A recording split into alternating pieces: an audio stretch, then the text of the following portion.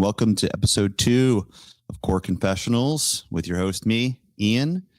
And tonight I have another old friend from the early 2000s Northwest Ohio Christian metalcore explosion, Marco Mendoza, who is not only a resident shredder ever since I was a wee lad, but he's literally been all around the country, going down to Florida for Full Sail and then going all the way up to the Pacific Northwest, doing literally the most insane sound production work, which we will definitely be getting into because that stuff is so rad. To being a professor at Bowling Green State University. But heck yeah, Marco, how are you doing, dude?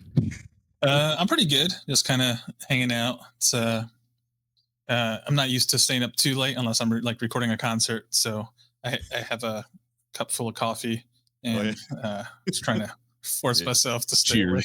Cheers, brother, with my sheets cup. And my girlfriend so kindly donated for this special occasion. So, like I said, I've known Marco for quite a long time.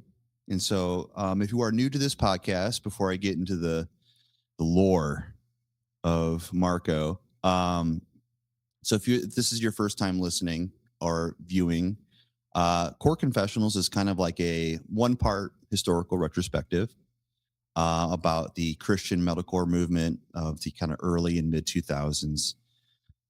Especially here in Ohio, but it was everywhere in the country. And honestly, kind of globally, just around that time for some reason. And then also a second part, a little bit of a therapy session. Because, there's been a lot of ups and downs. And I want to explore, the good. I want to explore the bad. And I kind of want to explore the feelings of kind of the distance from it.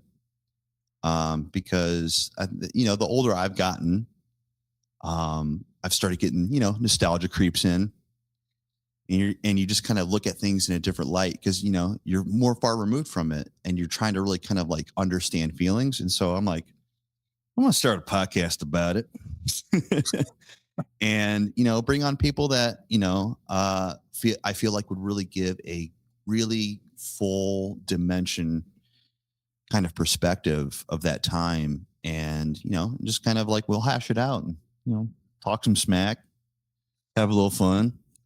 But I'll be done yapping here in a sec. But Marco, I've known since, good Lord, 2004? Yeah. 2005. 2004 probably. Yeah.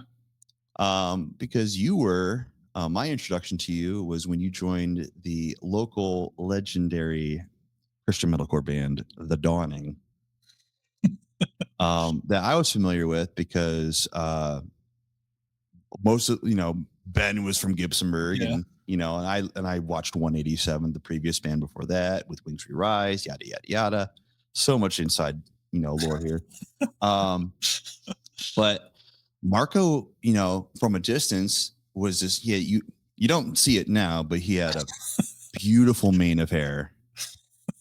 And he now I have no hair. It's just going away. You got the Clark Kent, Superman, I mean, curl. If my hair wasn't curly, it would just be worse. So much worse. But from a distance, I was like, man, this dude seems like so scary. Because you were just so like, you're talented and you were just so you didn't say much. You're quiet. But then my first meeting you was in a mutual friend's basement when I was like 16 or 17. I was like, oh, you're that guy from the band. Could you do a arpeggio? and you were like, yeah. But now that I'm done to be done yapping, can you kind of give me sort of like how you even got into playing in bands and how you got into The Dawning? Yeah, I mean, so I kind of grew up, I guess, doing a lot of, I guess, not great things. I partied a lot, and then which is hilarious when people hear that I like quit drinking and quit doing drugs when I hit high school. So I stopped doing that stuff, but then it kind of like I got super bummed out because like I was known as like a party kid, and then I was like I can't be around that anymore. So Right. I pretty much stopped, and then I was just trying to find ways to kind of pass the time, and then like not hang out with my friends that I. They weren't bad people. I just knew that they weren't the best influence for me at that time, and so Gotcha. um, I started playing guitar. And then I got super into it. I got like I'm kind of one of those weird people, which I mean, any kind of um, like a lot of musicians are kind of like this, but I get obsessed with something and then I just want to do it all the time, all day. So like I got super when I started like getting into guitar, I got obsessed with it and just kind of wanted to practice all day. And like I remember it was so crazy. Like I remember when I couldn't get calluses quick enough, so then I would like soak my hand in hot water and then like slide my fingers back and forth on the strings and like tear up my skin to try to get them to get hard enough to like hold down the frets because I couldn't build the calluses fast enough. Dude, you were doing like some serious like USSR like training regimen. I'm going to be the most powerful. If he dies, he dies. He shreds. But yeah, I just kind of got super obsessed with that, and I just wanted to play, and then I like, of course, like everyone, I before I got into metal, I was like started playing guitar, so I got into like Hendrix and Santana, and then got into like all the shredder guys like Yngwie Malmsteen and Steve Vai and stuff like that, and then I got into like death metal. I remember I bought like what was it? It was At the Gates. no, it was a VHS tape of 6 Feet Under, and so Yes, dude. I didn't even like. I just assumed because I was like a guitar player. I was like death metal guys they have to be good. I assume so. I like went to like I don't know like a CD store when they had them, and then there was yeah, and then looked up a cassette tape that looked like a metal cover.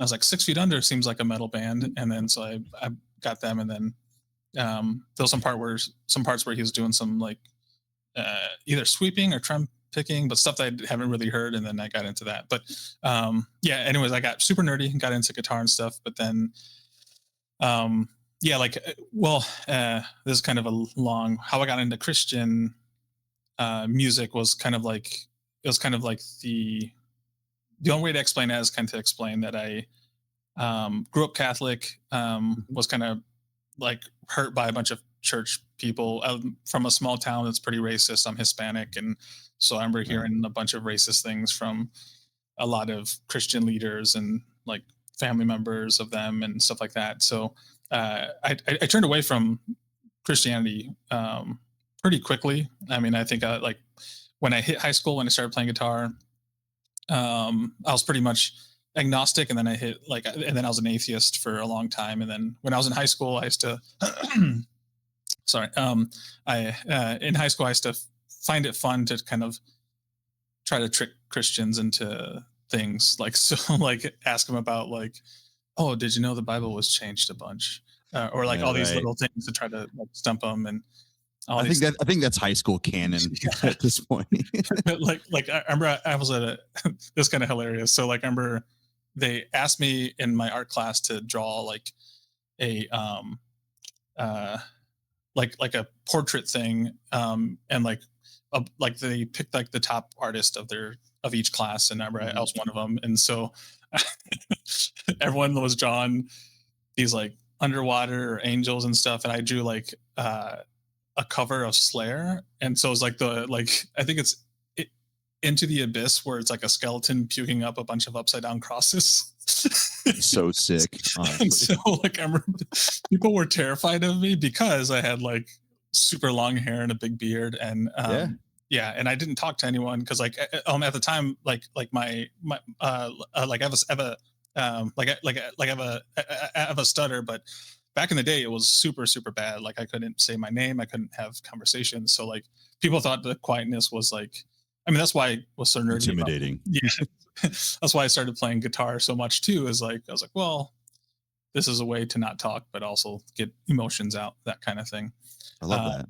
but yeah, so like I was agnostic, atheist, and then yeah, there's some crazy stuff I saw, which I don't want to get into here, but I saw That's fine. some like stuff I would say would be evil, or if, evidence that there is a devil or evil. So then I was like, well, there has to be a god, and if there's like a devil or an evil, and There's something here. yeah, for sure. But like, yeah, like ever since then, I was like, well, like if that's true, then I've been for the last couple of years just kind of providing like ammo for the bad guy because I'm Right.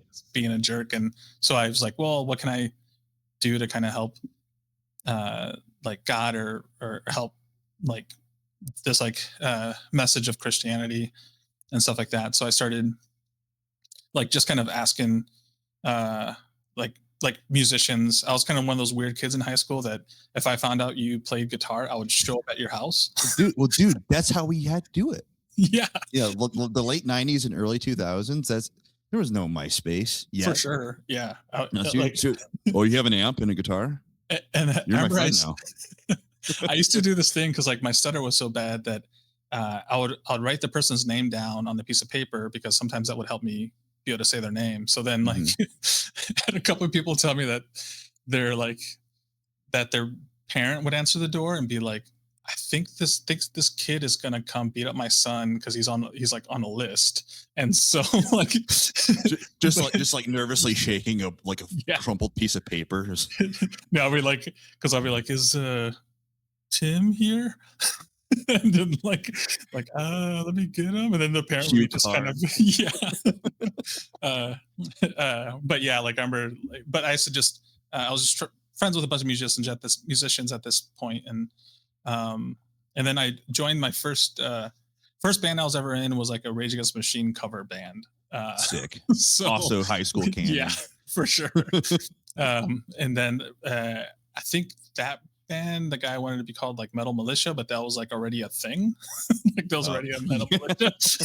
And then I remember I joined, like some Christians asked me to join a band, and I don't know if I would get into this because this is hilarious, but like Run it. That's what we're doing this for. so this was with a pastor's kid. That's PK. Yeah, I don't know if I should name names or not. No, don't. You can leave that anonymous. But we're a band, and Slipknot was huge back in the day. So then they're like, well, we'll be like the Christian Slipknot. And so one of the dudes made us mask and stuff. And so like he wanted to like, he was like, I made you a mask, put it on. And I was like, no, it's okay. But we were, he wanted to, I think we were called Blood Clot, and which was, dude, I've known you for 20 plus years. This is the first time hearing about Blood Clot. Yeah. And this is so sick. and of course, like, I mean, like the dudes were awesome, and I love playing with them because I was like a Christian band, and like they were like, I mean, we never played a live show. We made a couple songs. But then like I remember things just didn't pan out with that. Although they're great dudes, like I said, but yeah, then I don't remember how I ended up joining the Dawning. I think like I don't know, like it's like you just like teleported in. Yeah, like in a Fred Flintstone costume. I can't even remember. I think my friend Jeremy, he was in a Christian band, like a pop punk band or like a punk band. And I think possibly the Dawning played with them, and that's how I met those guys. Right Lane? No, that's Davey and Jimmy. Yeah. I knew those guys through kind of the same circumstances. Yeah. But Gotcha. Jeremy was in a band with my friend Nathan Lunsford called Power Bomb Skippy. And dude, that's a name. Yeah. Oh my God. But they're awesome. Like back in the day, like I would go to like so fun. Yeah. But yeah, I'd go to like their shows and stuff, and just because they're cool dudes. And Jeremy like shredded. Like I remember, like he was the first guy when I first started playing guitar. He was like, "Oh, I play guitar. Like I'll show you some stuff." And he introduced me to he introduced me to like all the shred guys. So like Yngwie Malmsteen and Steve Vai, and like he actually took me to my first concert, which was Pantera and Morbid Angel, which was the very first concert I've ever seen ever, and it was like the most loudest. intense, brutal concert I've ever seen. And I was like, I love this thing. Like, I gotta start playing better. Dude, I mean, what a precedent to set. Yeah. Oh, you want to write riffs, dude? Yeah, Dimebag Darrell. Listen to the Frankenstein. Yeah. But yeah, like I remember, yeah, like I almost guarantee that that's how I met the Dawning guys, because I think it was with Wings You Rise at that point, because I think Greg was still kind of doing vocals for them. Shout out Greg. Yeah, I think he's a pastor up in Roseville, up in Detroit area. Living that dad life too. He's killing it, man. Oh, for sure. But yeah, I think I replaced Ben because Ben left. I don't know why he left the Dawning. He had the coolest riffs, like it just like weird off time, just didn't make sense, but it was still heavy. Yeah, we called that Bentronome. Bentronome. Yeah. Whenever we later on when we were in Hence the Wolves and we were recording, that's like every like engineer that would work with us, he was like, "What?" It's like, "What is that?" No, that makes sense, but yeah, like literally sit there and for the listener here, our perspective is he'd be playing a riff in one time signature, but head banging in another. Yeah, and it would literally like make people go, "What the is he doing?" You're like, "No, that's metronome. That's how he's wired." Yeah, hell yeah. So you replaced Ben. Yeah, and then like that was like the first band that I actually played like a live show with. And I remember that was like terrifying. Like I remember actually so just to jump all over, but this is kind of hilarious. Like thinking back, I remember we were playing a show in Detroit, and we're playing with a Night Fight Tragedy, and yeah, and Let It Die as well. And so like I remember when we got there, like our bass player on our album, John Deering, like he was he was playing guitar in Let It Die. I think he was a guitar player. Okay, I think that's what it was. But when we got to the venue, John was literally like beating up 3 people in front of the venue. And like this guy is terrifying. We're gonna be so nice to him. Yeah. We're gonna be so cool to this guy. Yeah, but I remember we were practicing, and this was like one of the first shows, and I remember we played with full stacks. So we like, oh, I remember that. And like I remember like I was playing, and I was like, and then like literally like I had an out of body experience because of just my nerves were just like all over the place. And I remember just like playing, and I was playing my Flying V, and I remember just like I like stopped playing, and I remember just like looking around and just like slow motion and just like staring at people. Yeah. And I remember just like I think Cody was just like, it's like, come on, man, like, and then like, what are you doing? Yeah. And I remember just like standing there, like, and it was like my guitar amp was feedbacking, and I remember I was just looking at everyone like, who are you? Like, where am I? And just like, what am I doing? But yeah, that was the first Christian band that I joined, and then of course like when we broke up off of that, we started like our other band, and yeah, From the Shallows Came the Sinners. Yeah, and then we chopped our name down in half because that was way too long of a name. And but like the long name and long song name motif was kind of the thing back then too. Yeah, for sure. So, yeah, but fun fact before we dive into the evolution of From the Shallows, because that's kind of the real bread and butter of your touring experience was From the Shallows.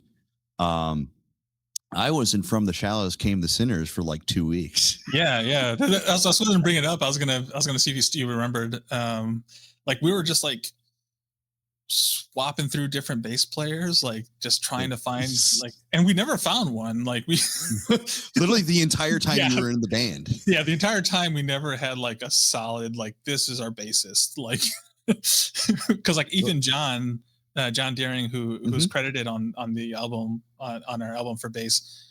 He didn't play bass on the album. Like Matt Smith, one of our friends who played bass, down in Cincinnati, played on it. But then John was a guitar player, and like he played guitar in the Black Dahlia Murder, and then we're just like, well, we eventually want this guy to write some riffs.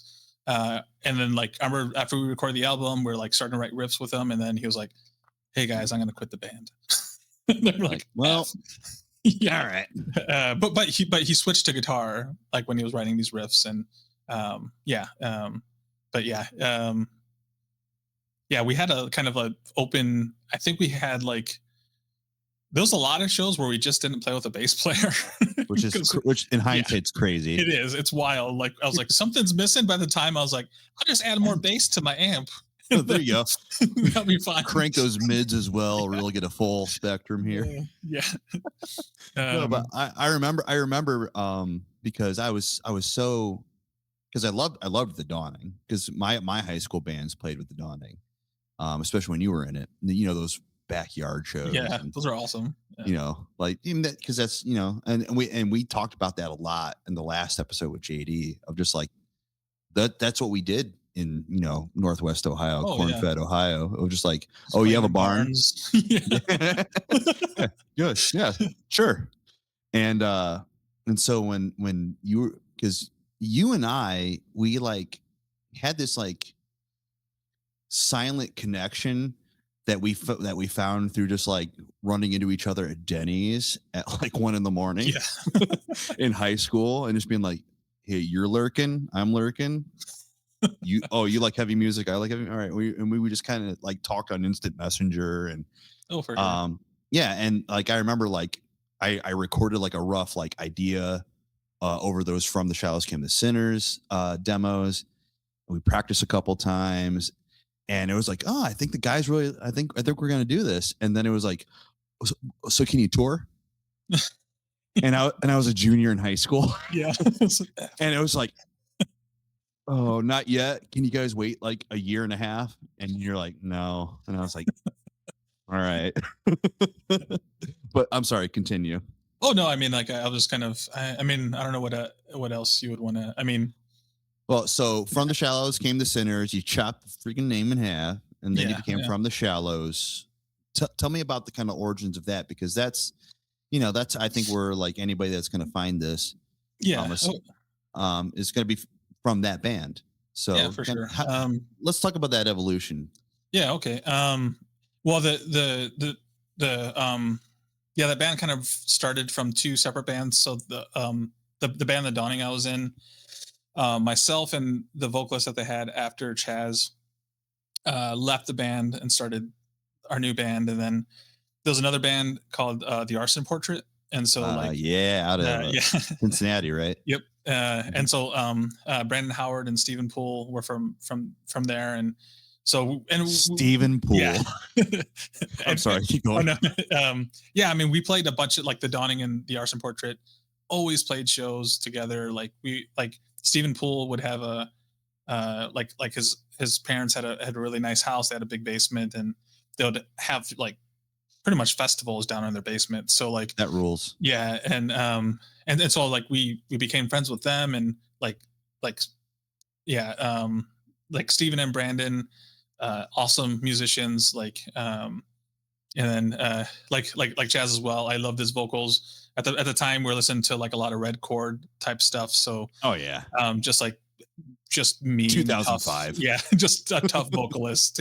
And so like we were just like, I mean, there was some drama within the Dawning like towards the end, and right. It was just kind of like, it's not worth being in here. Like I don't want to add anything to this, or I'd rather leave than make it worse. And so we're just like, let's just go. Let's just do our own thing. Right. And so we did that. We, like everyone moved to Bowling Green, which I felt grateful for because I lived closer to Bowling Green than anyone else. Stephen and Brandon moved up to Bowling Green from Cincinnati. Chaz moved here from Eastlake or what? Eastlake? Yeah, Eastlake. Yeah. So Cleveland area. Mm-hmm. And then we just kind of would practice and then play a bunch of shows, and like I said, we never had a actual full-time basis, so we would like teach our friends like you're a Yeah. guitar player, just fill in for bass for us. So we had a We'll bunch of literally give you a bass. yeah. We have an For amp, sure. we have a bass, just run it. But yeah, we started yeah, we did that, and then yeah, I mean, with a band, there's so many kind of changes and everything. So I don't know if you want me to get into all that. I can if Yeah, you want. run Okay. it, dude. So it was us four, and then some other drama kind of stuff happened, and then like there was kind of like a breakup. Like actually, I think From the Shallows itself was good. It was just external drama. Like we loved each other. That's why we played well. We wanted to do a band together. Like none of us ever have had any drama between us, between me, Right. Chaz, and Brandon and Steven. But Steven got offered a drumming position in a band from Oregon called Inked in Blood. And then yeah, well, you do that. yeah, and or wait, no, it was first Imperial, I think maybe. So Okay. Imperial out of Orlando, maybe something with okay. them. I can't remember now, but I know But it Inked in was a Blood is bigger where- offer. Yeah, and we were just like, and he's like, well, I want to tour. That's what I want to do. And at the time, we are just like, well, like I was going to college, Right. and then like Chaz and them were just like Chaz and Brandon were working, and we're like maybe, but we want to make money. Right. And so Smart. yeah, it's responsible. Wish I would have thought of that. Yeah. And so Steven left, but Steven's like career has been awesome. Like he left to play drums for them, and then Tour managed Asking Alexandria. Yeah, Asking Alexandria. Yeah. And then he started off doing that, like Inked in Blood, and then like at the time we were really good friends with the Devil Wears Prada, so like he ended up becoming the drum tech and just going on tour with them for them. And then he ended up doing like some stage managing stuff, and then became like a tour manager, and then yeah, he was doing with Asking Alexandria for a long time. He still manages. I'm not sure who he manages now, but he's still in the industry. He's still he's hey Steven, I got some bands. We need some management, please. And then after he left, then we were trying to find drummers, and we had a ton of drummers that we went through, and I remember Bruce Vermont, we had him play drums, and then John Ashton, which was a local shredder dude on guitar, but he was just ridiculous. He was in my high school band. Yeah. He was like, and he was like, oh, I could fill in drums, and we're like, no way, this guitar player is going to be any good. And we're just like, oh crap, he can. Yeah. He was so good. And like our song Battle Axe was actually his song. Like he's the one who originally played drums. I mean, not on the record, but when we first created that song, we made it like, because when he joined the band, I was like, we can do as much Dying Fetus type of metal now that he's like into the same thing as me. Just gravity blasting. Yeah, for sure. Oh my God. And so, but yeah, we had John Ashton for a while, Bruce Vermont. And then David joined after Bruce. There was some drama between that transition and stuff.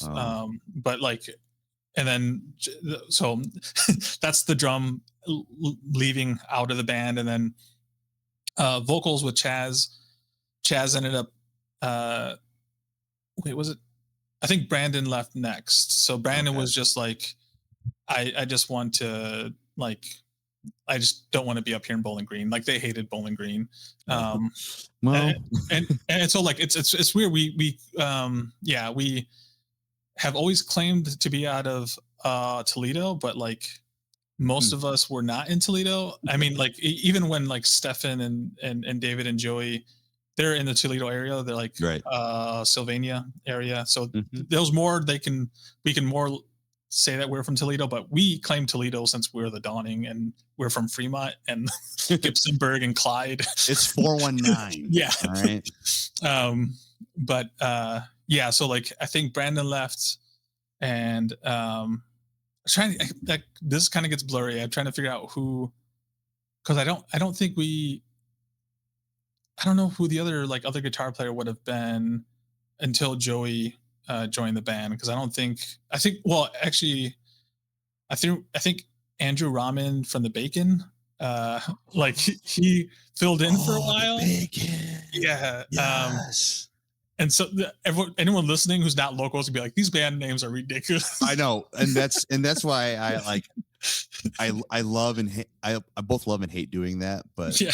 it's but But they're true it's bands and it's historical, but well, whatever. well, But not only yeah, because here's what I want to like kind of like almost like get out there in the public is like these kind of strange, almost innocuous sounding local bands are so interconnected. Like you said, being good friends with Prada, who are yeah, gigantic, yeah, like for sure. it's and so and little known fact, the late and great Daniel from Oh man, I Prada, miss him. Yeah, he was a yeah, good dude, great dude. such a sweet boy, Yeah. um, was the Dawning's biggest fan. Yeah, he would go to our shows. Like, well, him and Mike would go to our shows, like And even out of pit state. so hard. Yeah, yeah, like he would donkey kick everyone. Like, Yeah. And I think that's like I think that really offers a perspective of like the hub that this was of like yeah, for sure. those early bands, inspired the Pradas and the Miss May Eyes and the Attack Attacks and Settle the Skies. Yeah. Um, but yeah, so like, uh, s- but I know when Chaz left, we were looking for a vocalist, and I remember at the time, Stefan, who joined the band, he was actually our merch guy for a long time. So he would just go to Oh, our dude, shows, that's and that's the merch guy's dream. I know. And but I remember like he told me he messaged me on MySpace and was like, I do vocals, and I was like, oh okay, and I didn't think they were gonna be any good, and then he sent me like a demo that he did, and I was just like, Yeah. well, I didn't like. It was so good that I didn't believe that it was him, and then I was like, okay, well, Fake. yeah, fake news. And then, yeah, then I remember I had him come to a practice, and he did vocals, and I was like, this dude's actually pretty good. And then I think we got like me, Stefan, and I think Shane Little was playing bass for us for a long time. And like a lot of people don't know that our, at least me, and then like Shane, when he joined, we never took our band like a serious. I mean, band was serious, but we like to have fun, or I did. Like, Yeah, I, you guys were all silly boys. yeah, like I wore a Fred Flintstone or a Viking costume almost every show. So if you look up Yeah. any old shows of and the Dawning, or like yeah, I'd be wearing Something crazy. something crazy, and then I would hand out toys.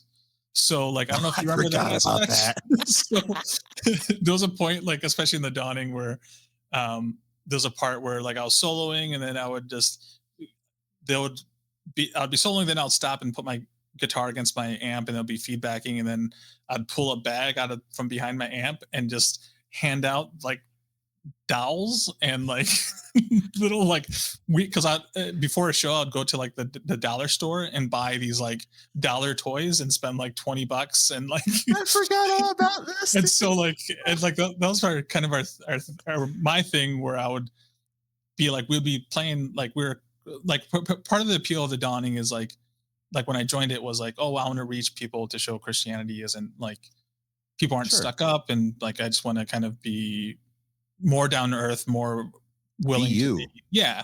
And so like we'd go to these like metal shows, and we'd play with like crazy bands like Deicide or something like that, and then like we would like they're like this Christian band, and then the guy just was wearing a Fred Flintstone suit, and then he started handing out toys to people, and like the best reaction was like handing like a Ken doll to like some beefy bearded dude that was like just straight the most death metal guy ever, and like them just laughing for like 20 minutes.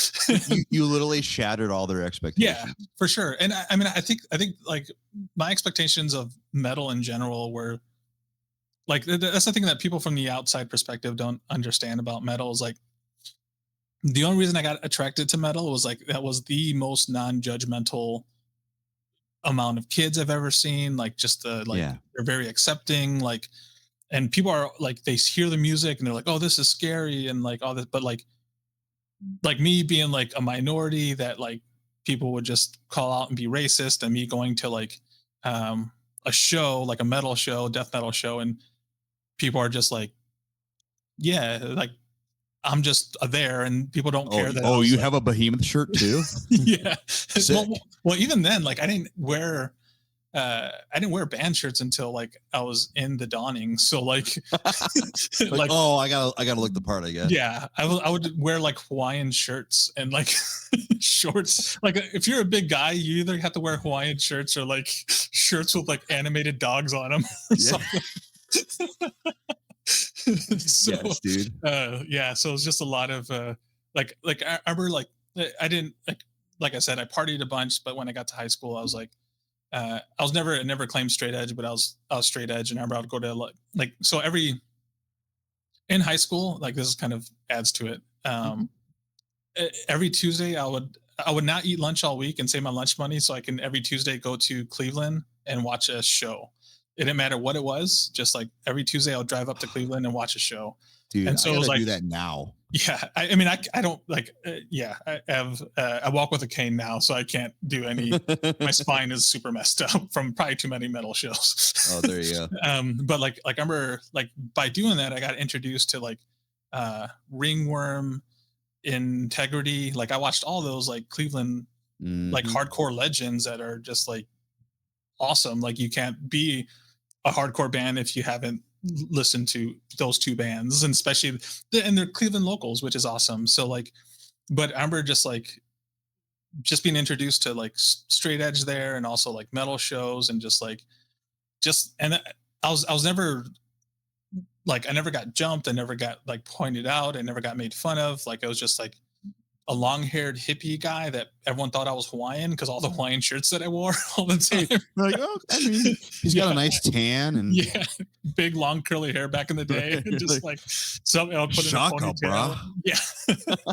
Yeah, uh, but yeah, I mean, I was just like, yeah, like I mean, yeah, I mean, that's what kind of drew me, like when I decided to try to share my gifts within a Christian way to try to get people to come to Christ. Like like part of that was like seeing this whole genre of metal and hardcore that was so accepting of me, which has been the opposite. When my experience up until that point was the opposite of church and religion and religious people. So Right. I just wanted to be like, well, like when I talk to people at shows, they are most of them at the time were anti-religion, anti-Christian, because they had the same experiences as I did. They were like judged right away and didn't feel comfortable and felt like they couldn't be themselves. And and so I wanted to kind of like, oh, I can be in a Christian band, not be super preachy. Like I remember like Chaz would always or the vocalist of the Dawning, or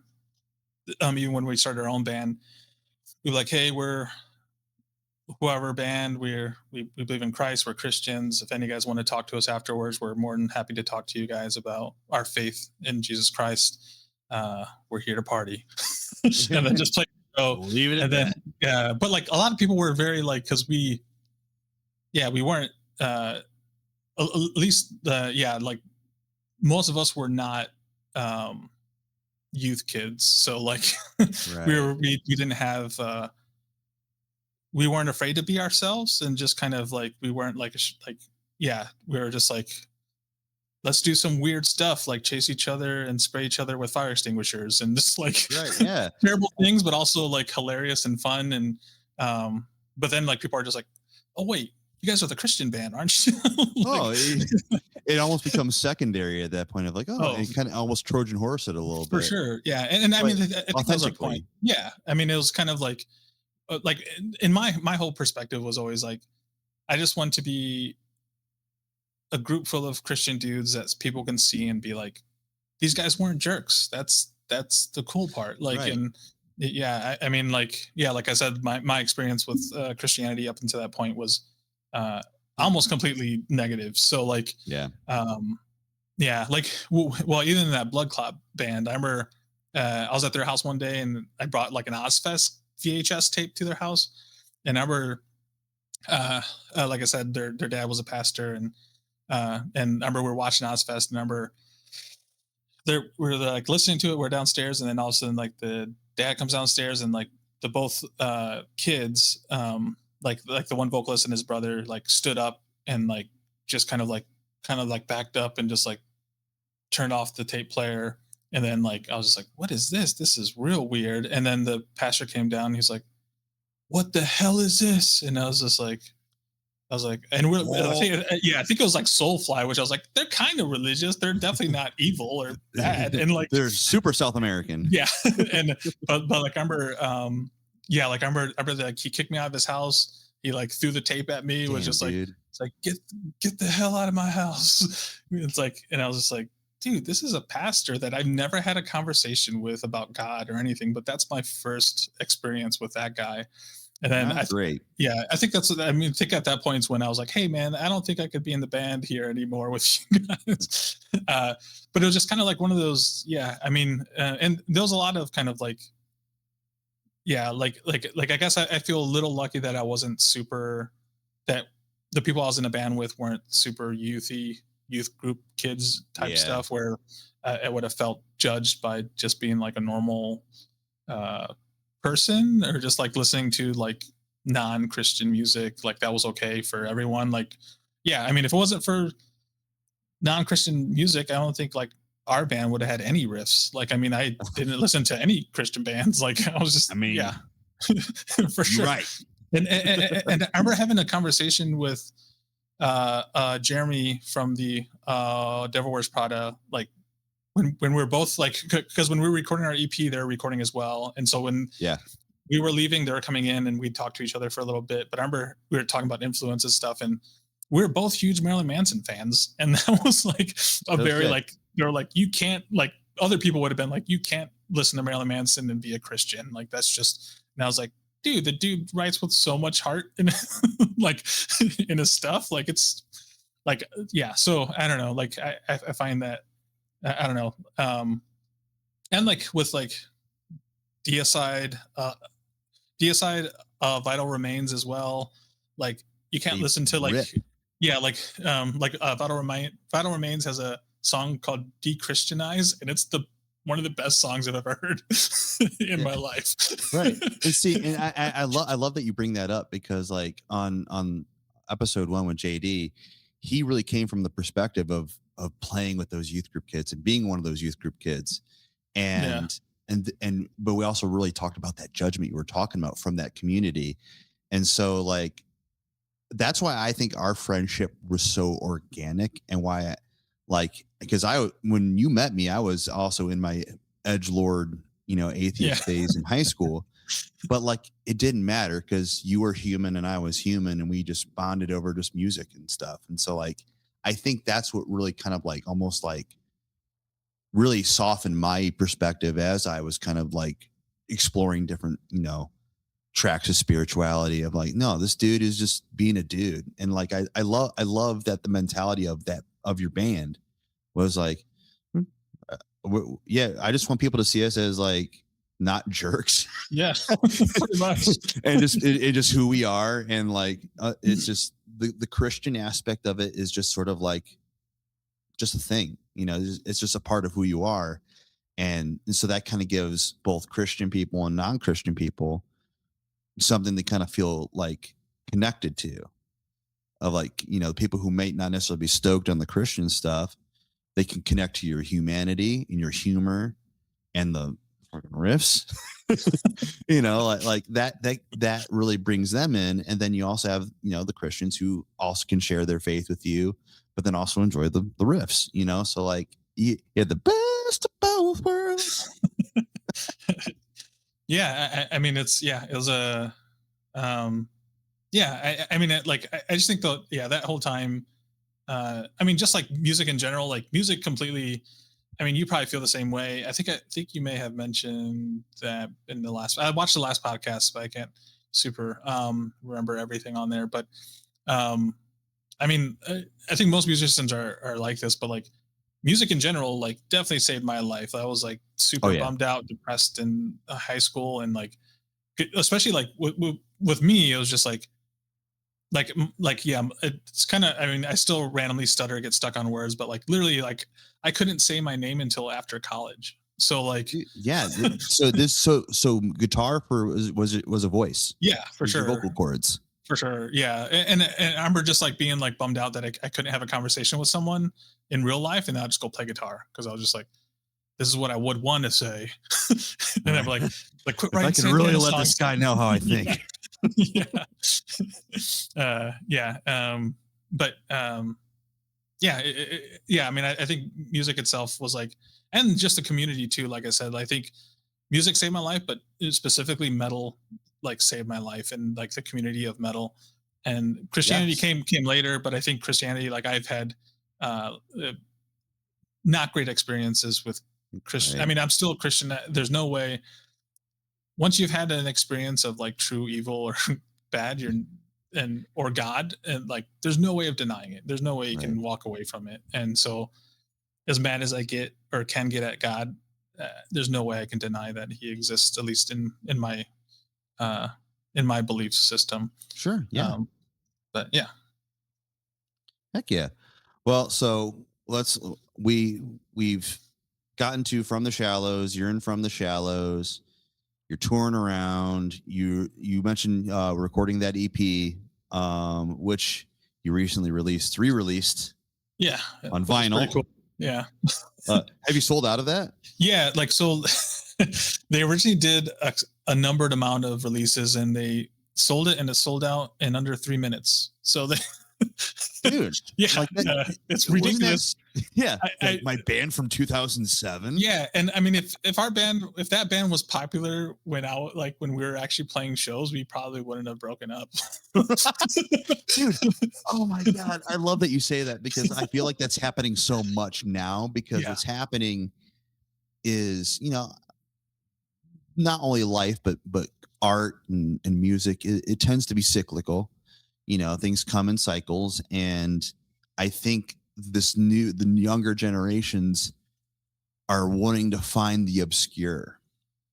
yeah. They're wanting to find the smaller guys, Well, and they're yeah. yeah. I think, I mean, too. I'm not like, I don't know. Like I've been, to be honest, I've been so disappointed with metal for so long Right. that like, yeah, like I mean, I think the one, I think At the Gates did a album. I think now in like maybe 2015, 16. That sounds right. Yeah, something like that. And it was like the first album they came out with in a long time, and that didn't leave my CD player for like 2 years. Like because It was so good. yeah, and that's because like for years I was just, I mean, and I have no like, it's just not my thing. Like the whole gent stuff, and like I'm just like, Same, dude. and I mean, the musicianship is incredible. I'm not saying that like they have some ridiculous, For but sure. I just can't get into it, and I feel like it's too clean, too like, I don't know, and I You're like, preaching. yeah. You're preaching right now. Like, and it's kind of like one of those where I feel like, yeah, I mean, I feel like, I guess like my band is guilty of tuning down like a step or half step. I can't remember what it was. A step down, drop B flat. Drop, yeah. Yeah, but like Drop C and Yeah. or below.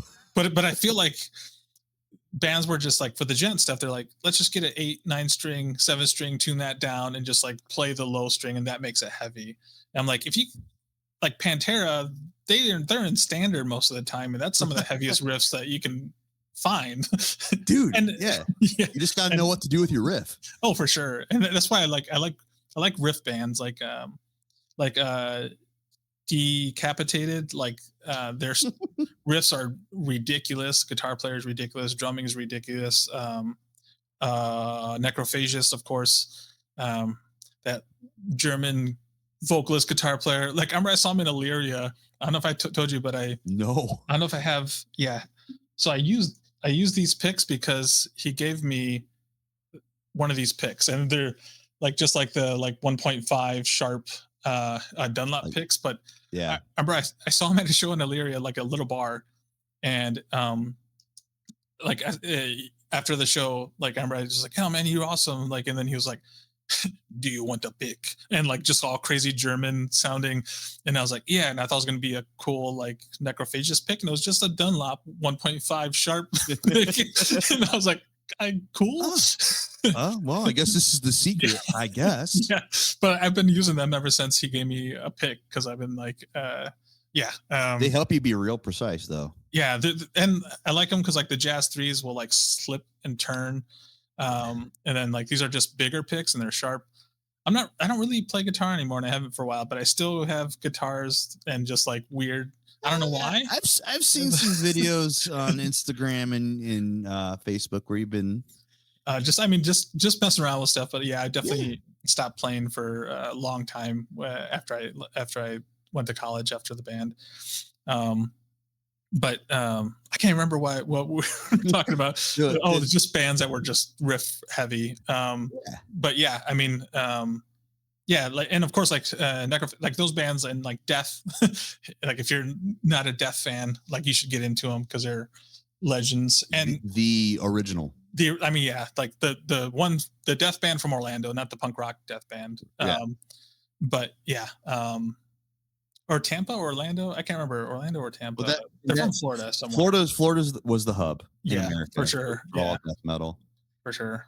Because I think Cannibal Corpse is a Florida guys, right? Yeah, Tampa, I think. Yeah. Pretty cool. pretty rad. So From the Shallows records that EP, they put it out. You guys start touring, doing your thing, and then I think you did this as a little bit of a joke, but you kind of alluded to like, you know, if we were as popular when we released the re-release now, back then we probably would still be a band. So maybe touring didn't go that great.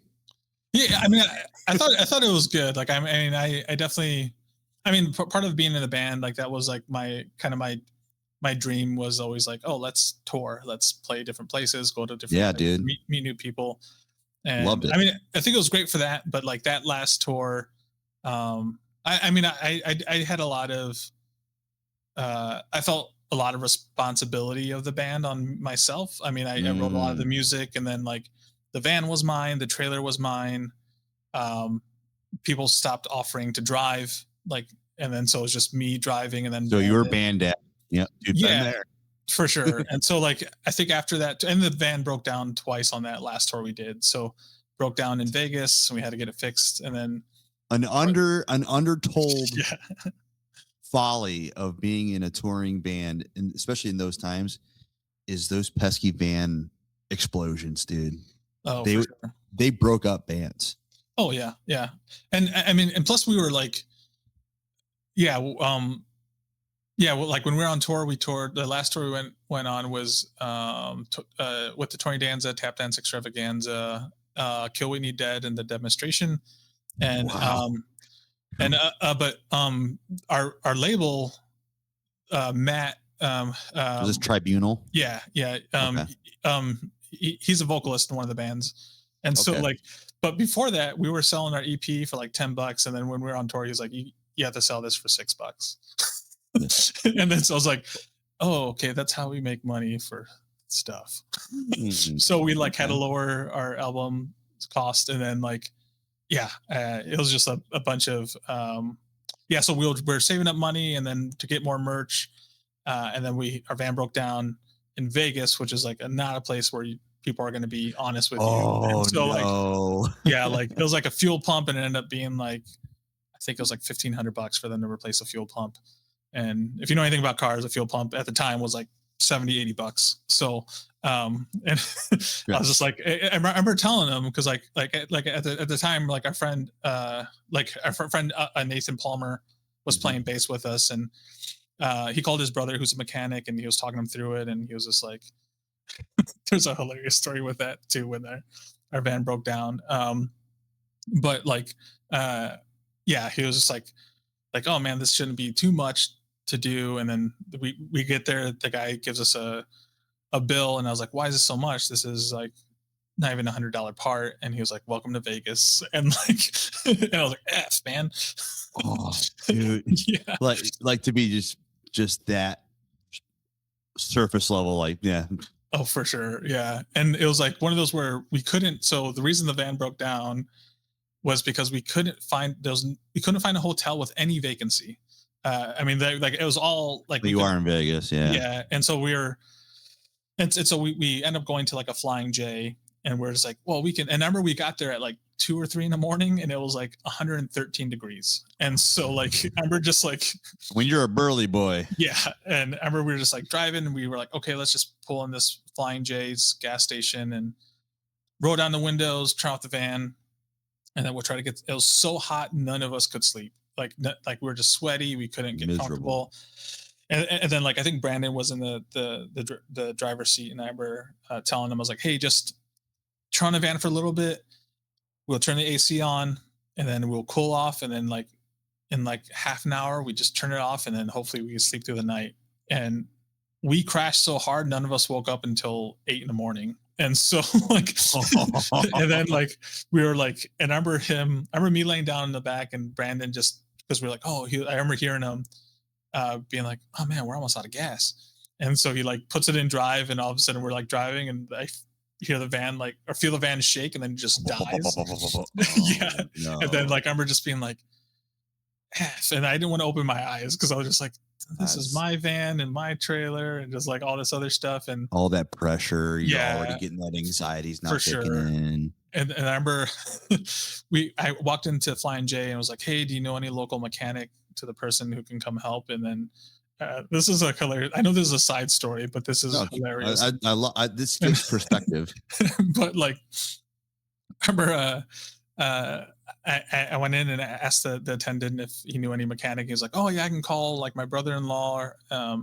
And so this this like Chevy S10 pulls up, and there's like 3 people in this Chevy S10, this like brown Chevy S10, and it was like 2 guys and then like a young kid kind of hanging out. And I remember like they're like, oh yeah, like they tested the car, and they're like, oh yeah, it's a fuel tank, we can drop your tank and like do it. And but then like the little boy kept trying to go inside of our van, and we're just like, hey man, this is weird, here's a poster, go hang out with yourself.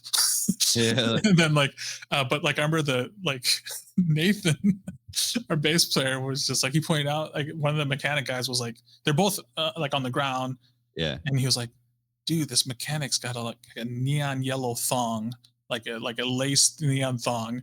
And then I was like, no way, man. And then so I went and like just act like I was doing something, kind of stretched, looked over, I was like, oh crap, that's a neon yellow thong that guy's wearing underneath his shorts. Hey brother, you know, man, you know, sometimes laundry's kind of crazy.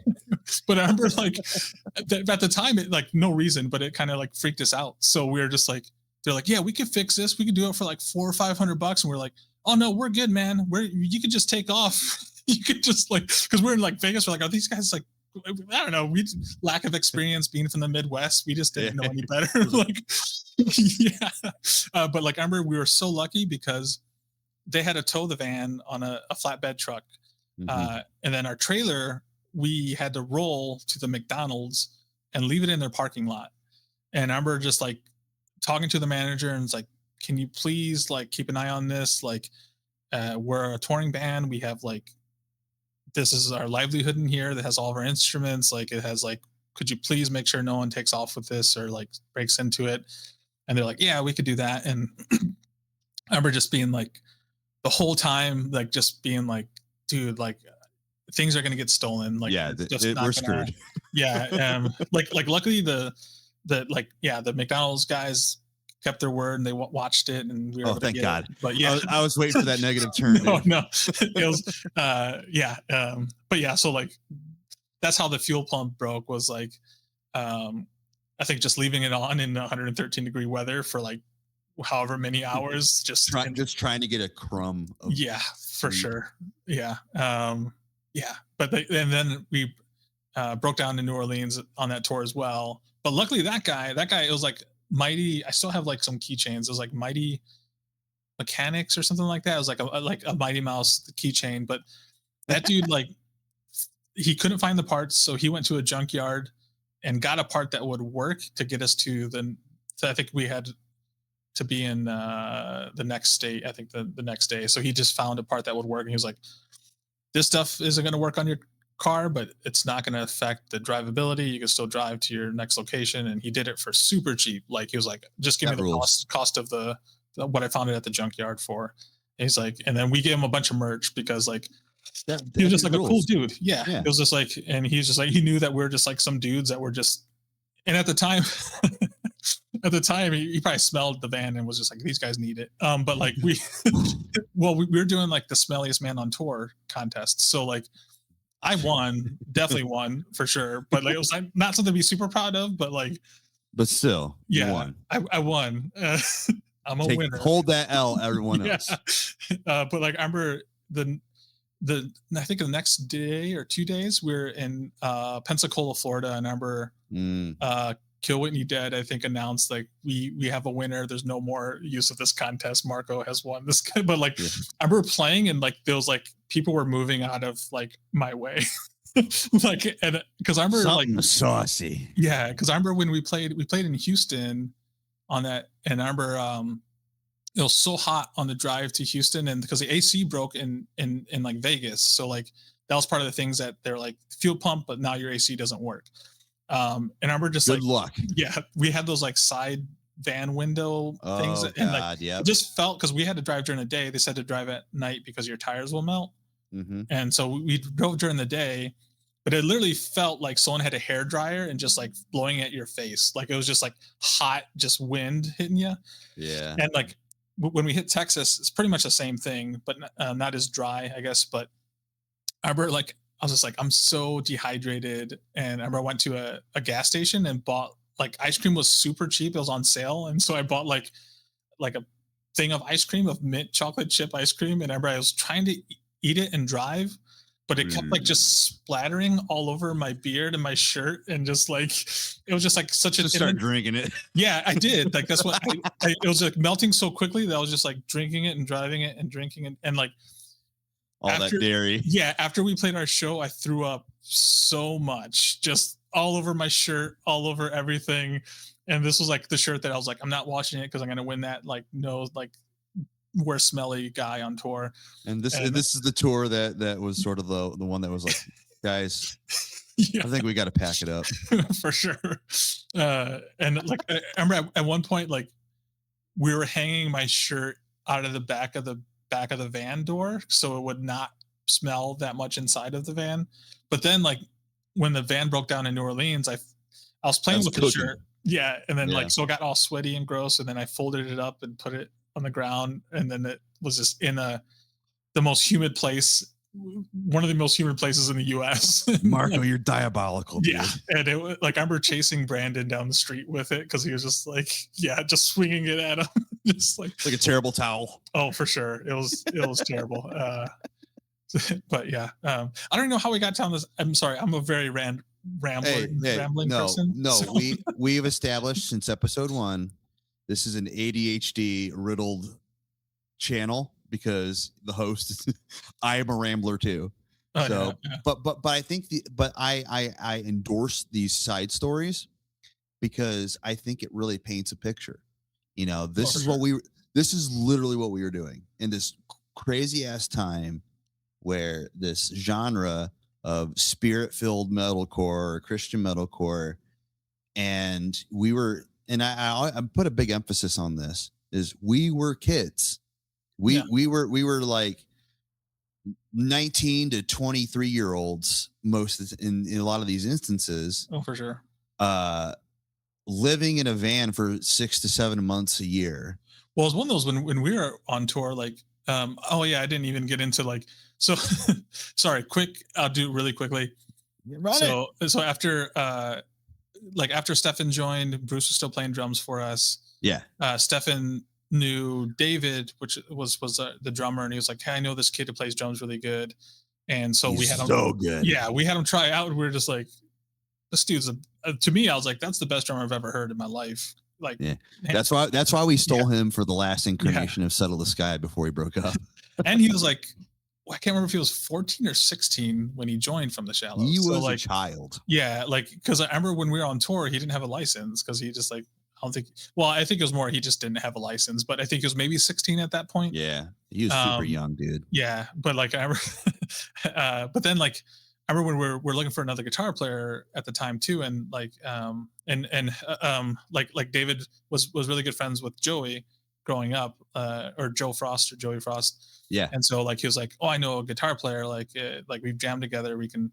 And the cool thing about them joining is like David and Joey, we all loved Pantera. Like Stefan hated Pantera so much, and so like, but we would like Stefan would hate. We just break out into like the every Pantera song on every album, just like just just riff out on some like Pantera Dude, you riffs. know what's so funny is when David joined Settle the Sky for his time that he was in. That's where we connected, was fucking Pantera. Oh, for sure. And Yeah, we would literally sound check with Broken, yeah.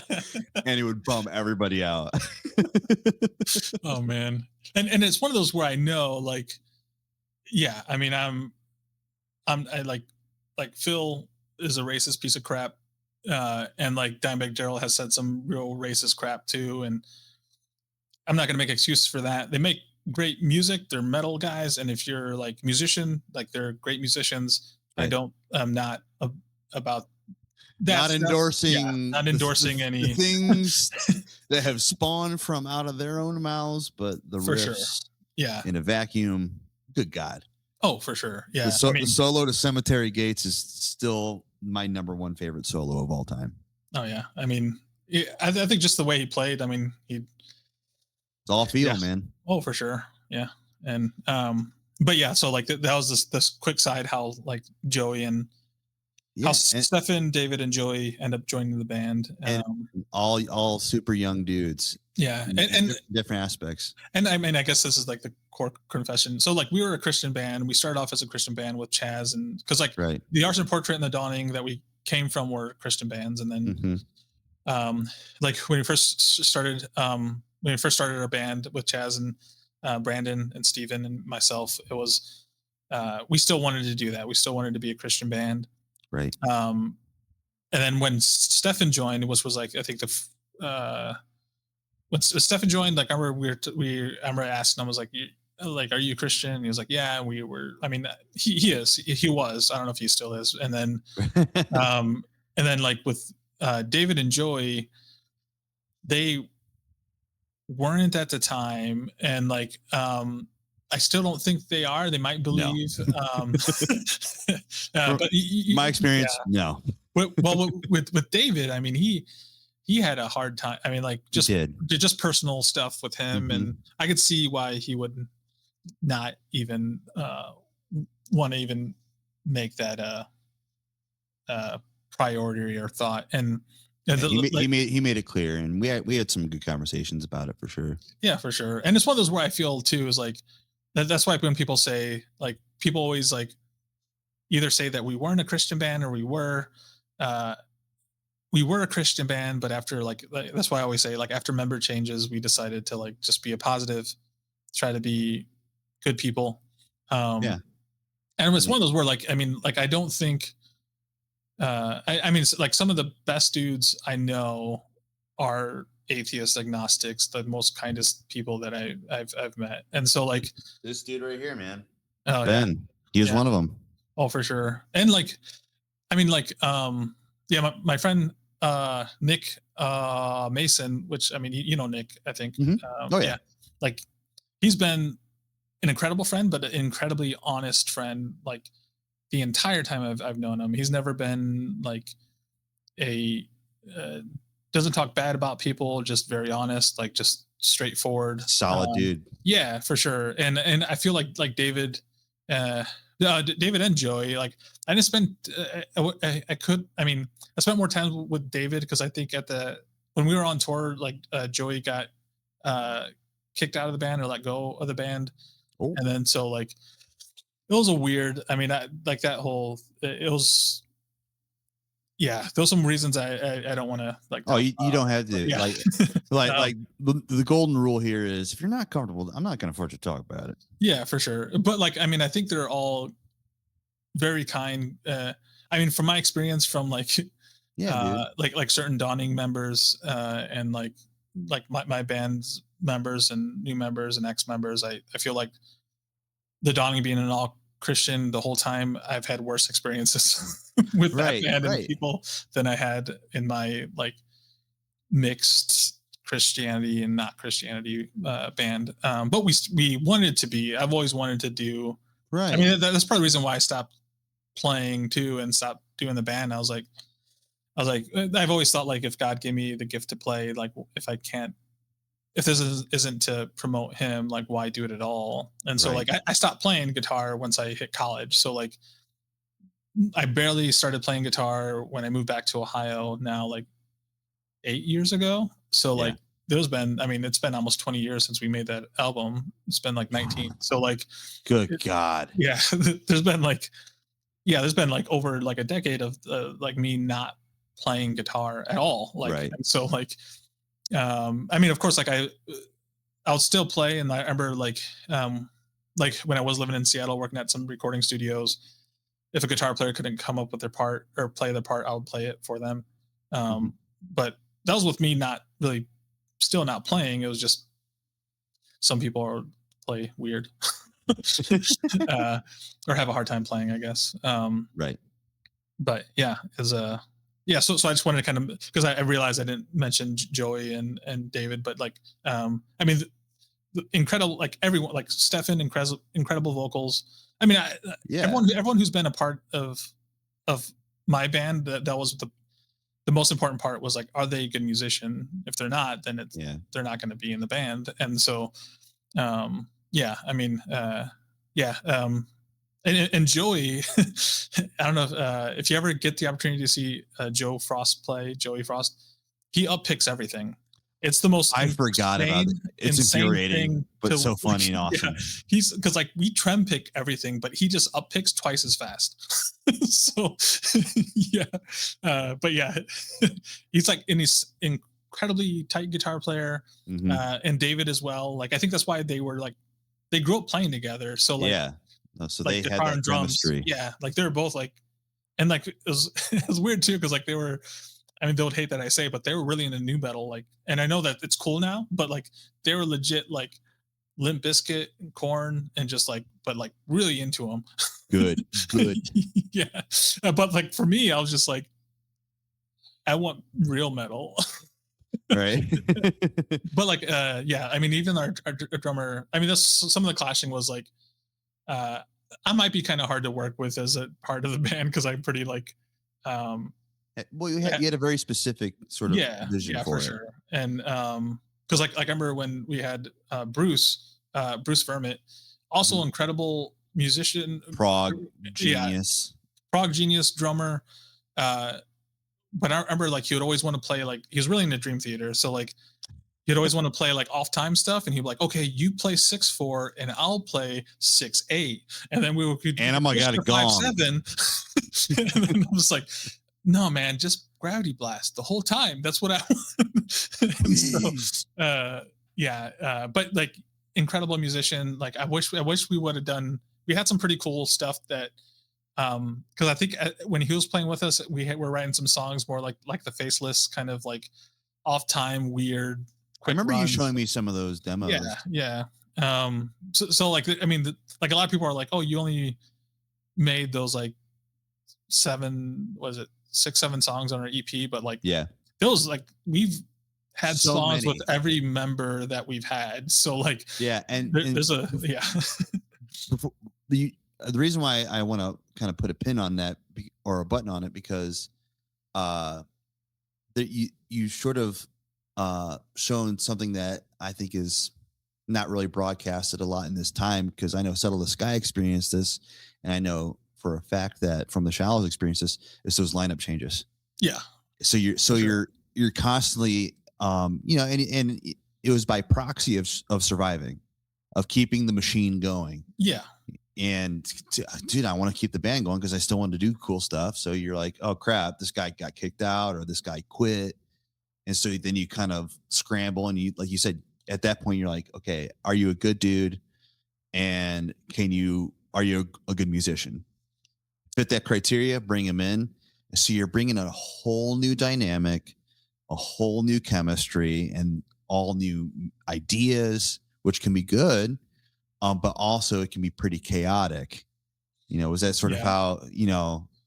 how it was towards the end? Because I remember you had like Gabe Fry in there at some point Yeah, too. for sure. Yeah. Yeah. It was kind of like, I mean, yeah. So like a lot of it was we were trying to like fit with the new members. So like I remember there was some stuff Right. that when Chaz was in the band that like we had a yeah, like I mean I released some of the like VHS cassette recording Yeah, yeah. I on, remember those. on Instagram of some of the songs that we did, but Hmm. we had a ton of songs that we like once that wouldn't fit right with Stefan's vocals, or that I was just like, if Brandon's not playing in this, it's not going to be right. Cause like, Right. and so like, That was his yeah, voice on the guitar. oh, for sure. Yeah. And I mean, there was a song that he was the like lead guy in. It was like a really cool, long delayed song that he did like a solo delay thing. And I thought it was the coolest thing ever.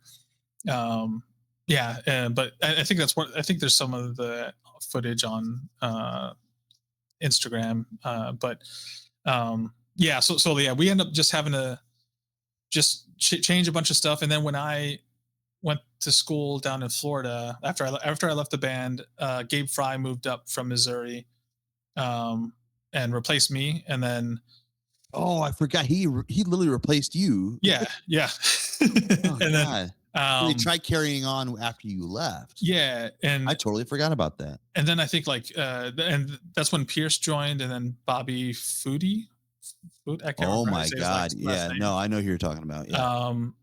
And then I think I know one of the guitar players left, either Bobby or Gabe, and then they asked Joe to rejoin. But then they're having a hard time writing music, and then so I remember, they, yeah, and they asked me to, or like I think Stefan or someone Can asked me you to, write like yeah, ghost write? yeah, for sure. And so like I was writing some stuff for them, and then like I think then by the time I graduated, Gabe left, and so they're like, "Well, just come rejoin the band." And then, but then at that point, like I remember like I had a bunch of demos, and then I went up to have like Stefan record vocals, and then that never worked out. And then I was like getting frustrated on that because then I was driving from Florida, like where I was going to Full Sail, going Mhm. up on a long weekend to meet up with him to record, and then he like it just he wouldn't show up or it just wouldn't happen, and I'd Oh just be like, no. okay, Yeah. that's not gonna that's cool. And then that was it at the moment when you were just like, all right, let's call it a day. Yeah, I mean, we never officially like broke up, but that was I think after doing that, I was just like, yeah, I'm just not gonna put my heart into this anymore.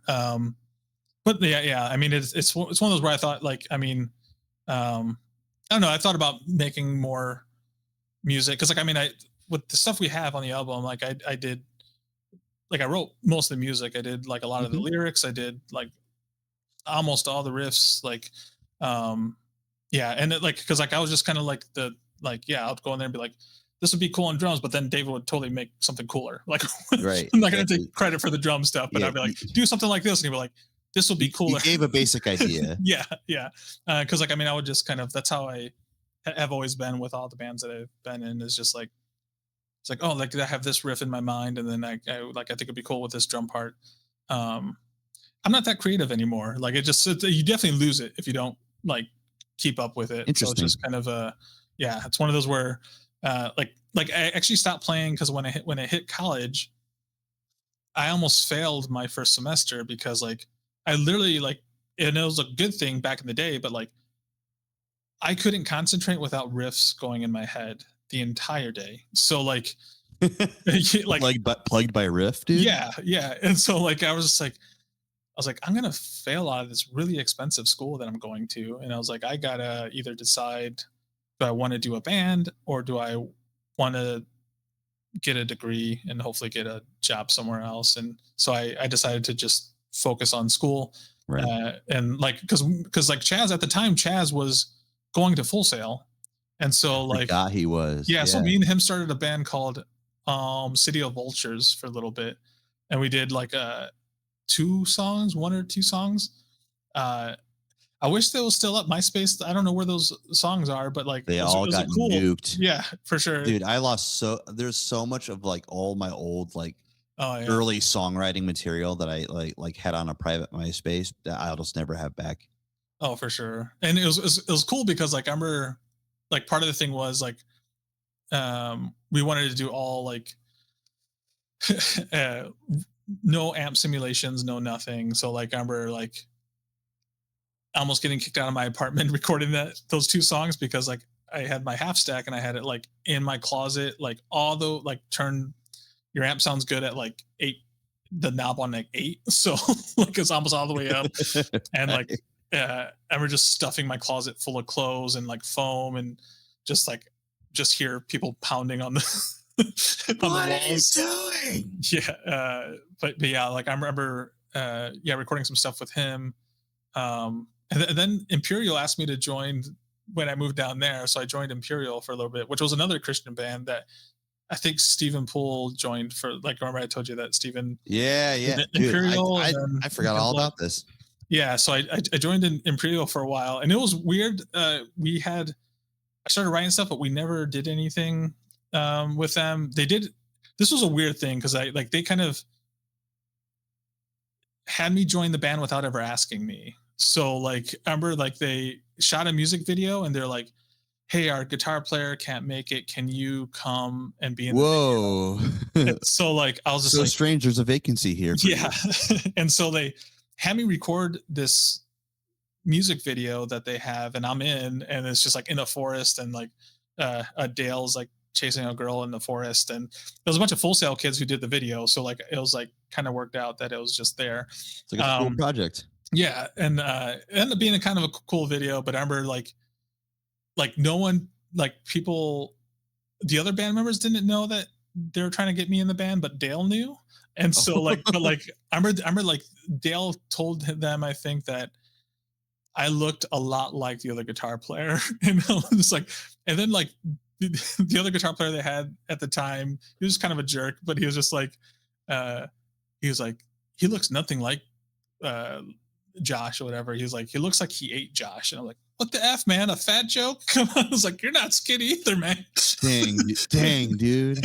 And then like, but I was like, okay, we can riff and see who's the better guitar player if you want to play at All that. right. Fire up the Yeah. amps, boys. But yeah, yeah. So like, I remember they had me try writing some stuff with them, and I started writing down some ideas, and then nothing ever happened with that. So then it ended up, and then at that same time, like right after that is when I think Stefan asked if I can help write some Come stuff or back. something. And Yep. so then I was like, oh, I got these riffs that I started. And so which I wish I have like, there's one song. I mean, I have like 5 or 6 songs, I think that I did, but one of the songs has like a breakdown that's like 3 minutes of breakdown. And I was just like, this is overkill, but I just want to see what happens when you just leave a breakdown to keep going like this. Like, And yeah. I know for a fact it would have went so hard regardless. Yeah. I was super stoked on that because even like like my ideas for like the drum patterns and stuff, I was like, this is gonna be really really fun. Like is but yeah, we ended up yeah, I have them somewhere, but yeah, those are not gonna Deep in the archives. yeah. Um, but So okay, yeah, so from the shallows, kind of donezo. You try getting kind of get kicked into it. The juices weren't there, and you had to kind of make that decision. Am I going to keep going down the path of riff, or am I going to get a yeah, job? yeah, and so you chose, this illustrious career that you've had, yeah. which has been a absolutely insane journey. That I've just kind of watched, on the sidelines. You going to Full Sail, because I remember being on tour with Settle the Sky and visiting Oh you. yeah, you guys stayed with us. Yeah, Yeah, stayed you guys at your dorm, yeah. and we recorded an intro song with you in your dorm room that we were trying to demo out as a new song. And so I go from that, and then out, like not too long later, you're up in like Seattle, like doing like sound engineering, sound production stuff for like the Seattle Seahawks. And I was like, oh, what? Yeah. And then, kind of in the ebbs and flows of our friendship, I think we just kind of go on our path, on our life journeys, and then we just kind of full circle, and then we meet again, in crazy circumstances like a podcast. But like the next time we ran into each other, you're like, oh yeah, I'm a professor at BGSU, and you know, I I hold it down in the studio here, and I'm just like, dude, like that is you had such a full spectrum experience. Yeah, Yeah. it's been pretty wild. I mean, I would say like, I mean, even I remember when I first was going down to Full Sail, like even my roommates that end up meeting from Seattle and moving with them, they were like so.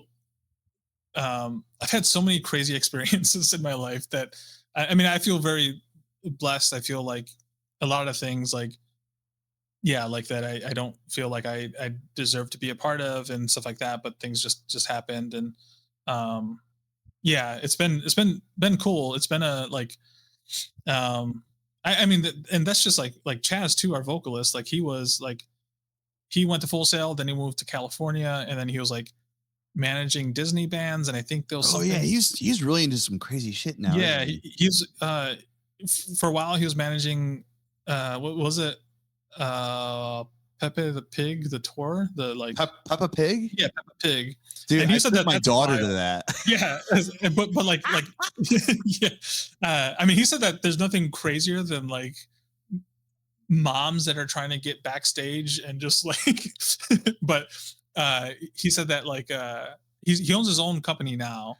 Dude, that rules. Yeah, Good for Chaz. yeah, he's a good dude. He's always been a great dude. And he's doing some really cool stuff. Like he has, I can't really remember exactly what something to do with like managing like either a light company or light companies or production companies. But I think his one of his production companies is on tour with um Taylor Childers. I can't remember. I don't know how to say his Like name. I have a country couple of his artist, albums. Yeah, yeah, country artist. Yeah, yeah, yeah. yeah. The redheaded country. Like that guy. Yeah, I actually have like two of his albums, so it's not that I'm not a fan. He just never says his name on his albums, and I don't know how to say it. You're like, I'm the same way, especially Yeah, with names. I like for sure. anytime I'm in a situation where I have that like instant panic of seeing that name on a piece of paper, going, oh no, Yeah, I'm gonna beef this. I mean, like it's crazy because like even like I'm so bad at names, and being a professor is like the like I've had. Oh, I didn't even think of Yeah, that. yeah. I butcher so many names. Like there's like, especially because like I grew up Hispanic, so like a Right, lot yeah, of these like names I've never seen before. Like right. yeah, like I can't remember what was those like literally like you know how like there's the Jeff like Geoff. Like I literally yeah, was calling, yeah, GEOFF. and I was just like, I literally was calling a student Geoff for almost an entire year Hey before, Geoff.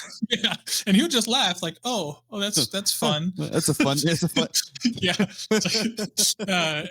and like there Hey, was a who else? There was a yeah, just kind of like these names that I've never known any uh Jeffs that are spelt like that, or like yeah, there's just a bunch of like names that I culturally that just aren't in my culture that, especially even just last names. yeah, You oh get in for like sure, some of those Eastern European and Polish last names. You're like, yeah, T's and Z's and oh no, I'm so yeah, sorry. I always give the prerequisite of like, I am so sorry. I am so bad at this. yeah. So if I beef this, I told you. And it's one of those where I apologize right away, like first day of class. Exactly. I'm like, I'm kind of not great at names, and so if I say your name wrong, it's not to make fun of you. I just correct me. And I'm wired. yeah, I was like, I'm the idiot. I'm the one who doesn't know. Like, I just like, you guys are totally fine. But I will assure you, I'm gonna Yeah, give it my best. yeah, for No, sure. no. I always tell her I'll give 200%. And If I'm a beef, I'm a beef hard. one of the hilarious like, this is pretty bad, but so like there's like uh Elijah in the Bible, like, Mhm. and for some reason I'd never seen it outside of the Bible. So I had I have a student worker right now, Mhm. Elijah, and like when I was setting up an interview for him, I thought it was Alicia, like Alicia. Oh, And so yeah. like I expected a girl to show up, and then I was like, So, hey, it's like buddy. I Whoa. mean, like it's 2025. They can be whatever they want, Oh, for but sure. like uh, as soon as I saw him, I was like, is it Elijah? And he was like, yeah. And I was like, I don't know why. For the last couple of weeks, I thought it was Alicia. And just like the worst. Yeah, I just like, and it's hilarious because like I literally like I'm really into theology, and I should have known that. I just have never seen Elijah out of the Bible, so I just, I Yeah. mean, I've seen Eli a bunch, but Oh, not yeah. Elisha. Like, Right. Exactly. It's because a lot of times, especially like especially biblical names, looking at them phonetically, you're just like, all right, you know, like I don't know, and but going full circle, kind of getting back on the track yeah, here. sorry. No, dude, I love all this, and it really gives a perspective.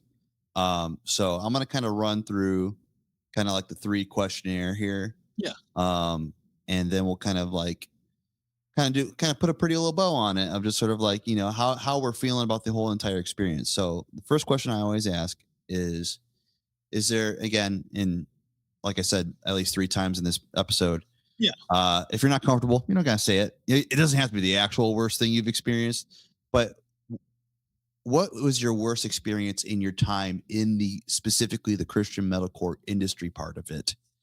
What was your worst experience that you're willing to tell? yeah. I mean, to me, I mean, I feel like, yeah, like I think JD had he had a lucky. I mean, or I've had a real bad time in my situation. Oh I yeah, mean, like yeah. so. I was like, uh, he said that. I was like, oh damn. yeah, but like, I mean, I'll say like I don't know. Like, I feel like a lot of it for, I mean, for me, I mean, not just, I don't know, it's going to sound weird, maybe, possibly, but like, I really wanted to be like, as cheesy as it sounds, like a warrior for God. I wanted to be like, I was very like, this is kind of weird perspective, but at the time I was like, n- not as much for God than I was against the devil. So like I wanted to be like Michael the Archangel and just like be Go like out a, there with your flaming sword. yeah, just like I just wanted to like be heavier than a heavy atheist band. I wanted to like uh play better than atheist musicians. I just wanted to like, Interesting. yeah. And so like I had a, yeah, like I was very like, I had a mission. And so like whenever I Right. saw people that I feel weren't, I mean, I know like the judgmental thing, but like I feel like once you place that I'm a Christian band, I'm a Christian person, I feel like there's some judgment that is deserved. And I feel like a lot of it was fake, man. Like I feel like a lot of Okay. people like once being in a Christian band stopped serving them, they stopped acting like they were a Christian person. And I feel like Right. once like them being in a Christian band stopped getting them the ability to sleep with girls, which a lot of like I a lot called of the that out. I called that yeah, out episode one. yeah.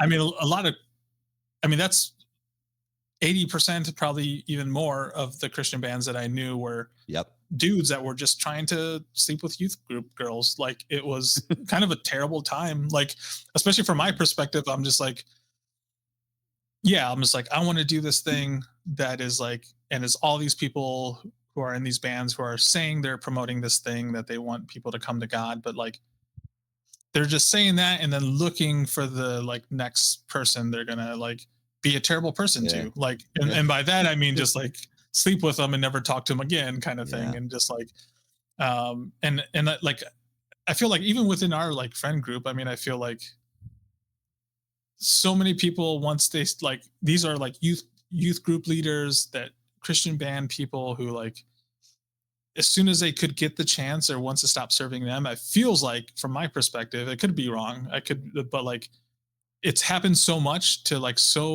like I feel like there's no way it's a coincidence that like most of them after being in a Christian band stopped being cool, like they stopped believing in God in Right. general. Like, and yeah, so like I don't know, like feel like um I feel like that's kind of like my experience in the whole. I mean, there were. I mean, I met some really incredible, great people. Right. And that's it is the second question is Yeah, what is a pot, a positive. Yeah, more positive, side of it, because yeah, so before we get to that point though, I do want to kind of like sit with this because you sort of like made a couple points that really kind of like, I said on episode 1, I was born with a tinfoil hat. That's just, it's in my genetics. I try to, have a conspiracy about something or a theory about something. So I've always had a little bit of a theory about like that aspect of being in a Christian metalcore band, where I think earlier bands, what happened was like something I touched on earlier, is the perspective of like especially in the Christian bands that were out on tour, who were all just sheltered youth group kids, for sure. now having access to a 15 passenger van, going state to state, so they're these kids do experiencing and seeing these things for the very first time, and so they get obviously a lot of temptation, and they fall into a lot of things, and they go, oh, kissing girls is pretty cool, I guess, and beer is pretty cool, I guess, and I think what happens is, so their faith got tested once they actually had to experience reality, because the reality that they had for so long on a lot of these bands, was sort of like manufactured for them, around them, by youth group, by the church, and like, guys like you and I, we didn't start there.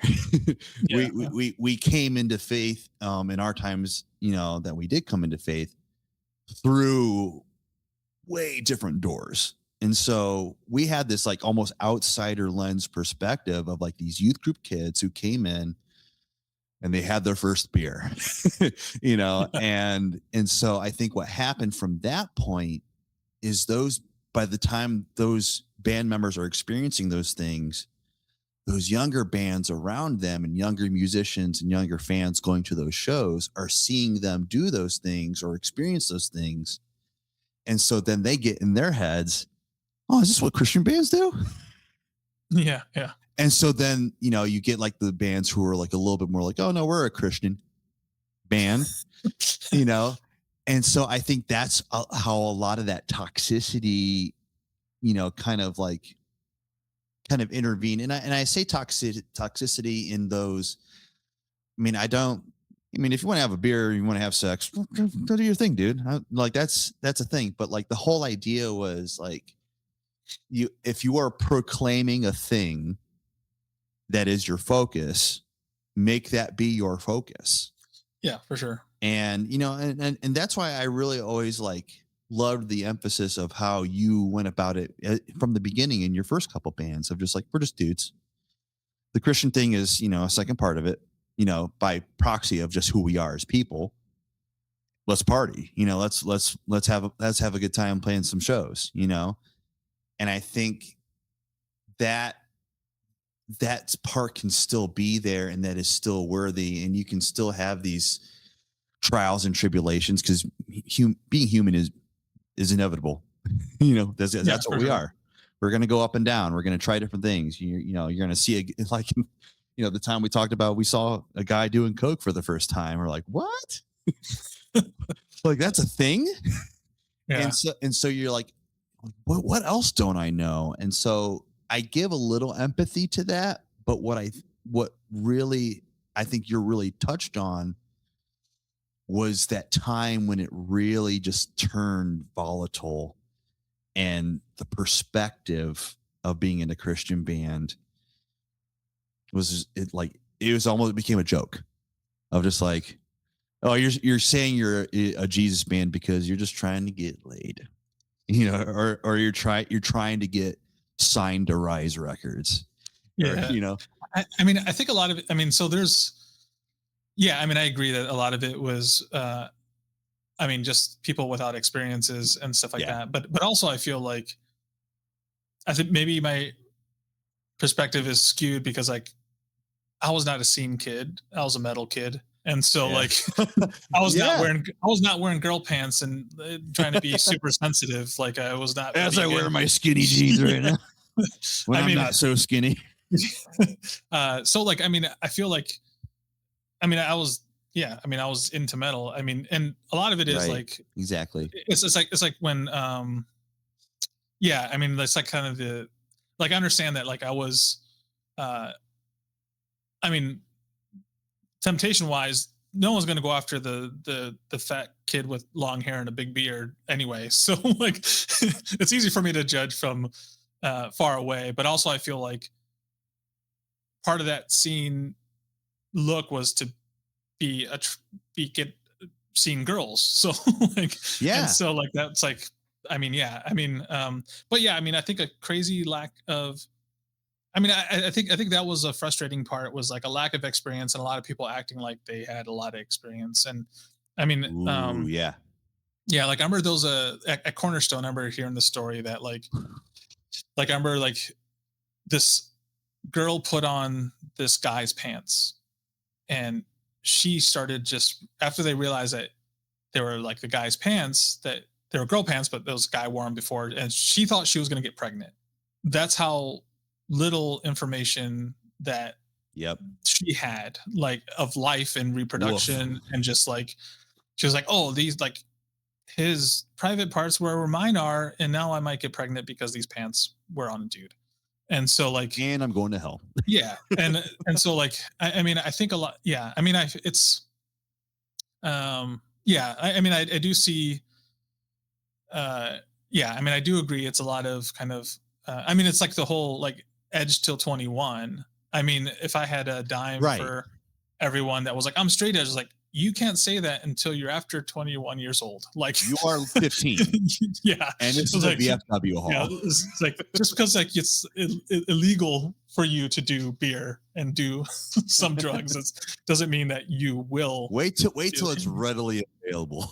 Yeah I mean like it's funny because like I remember at the time I had so many like scene kid friends that would have like these straight edge chest pieces and like tattoos, and then as soon as they're like the drunk guys at the parties are just passed out on couches and just like what You happened, know, man? What? that straight edge tattoo just turned into a Vin Diesel tattoo Yeah, real quick. yeah. It's like I love this movie, man. I just love Triple X. But yeah, I mean, and I mean, like when we were talking about like the worst part, that's not my worst part about. That's just like a thing that I saw that I think is terrible. I It's think pretty terrible. yeah, Yeah. I mean, I think the worst part experience for me is like uh, getting to know some like Christians and being vulnerable with them, either through like Right. being in a band with them or whatever, and thinking you have this like camaraderie because you're supposedly Christian and supposedly like turn the other cheek and try to be kind to your neighbor and all these things, and then some of those people end up being like the worst people that you know and you couldn't see it and you let that kind of blind you as like oh no this is these guys are Christians of course they're good people and they won't be terrible but yeah I mean I think that would be for me the worst experiences that I've had in Christianity is just like people turning on people people throwing people under the bus and a lot of this stuff wasn't me like I barely have any issues with anyone but like I feel like Right.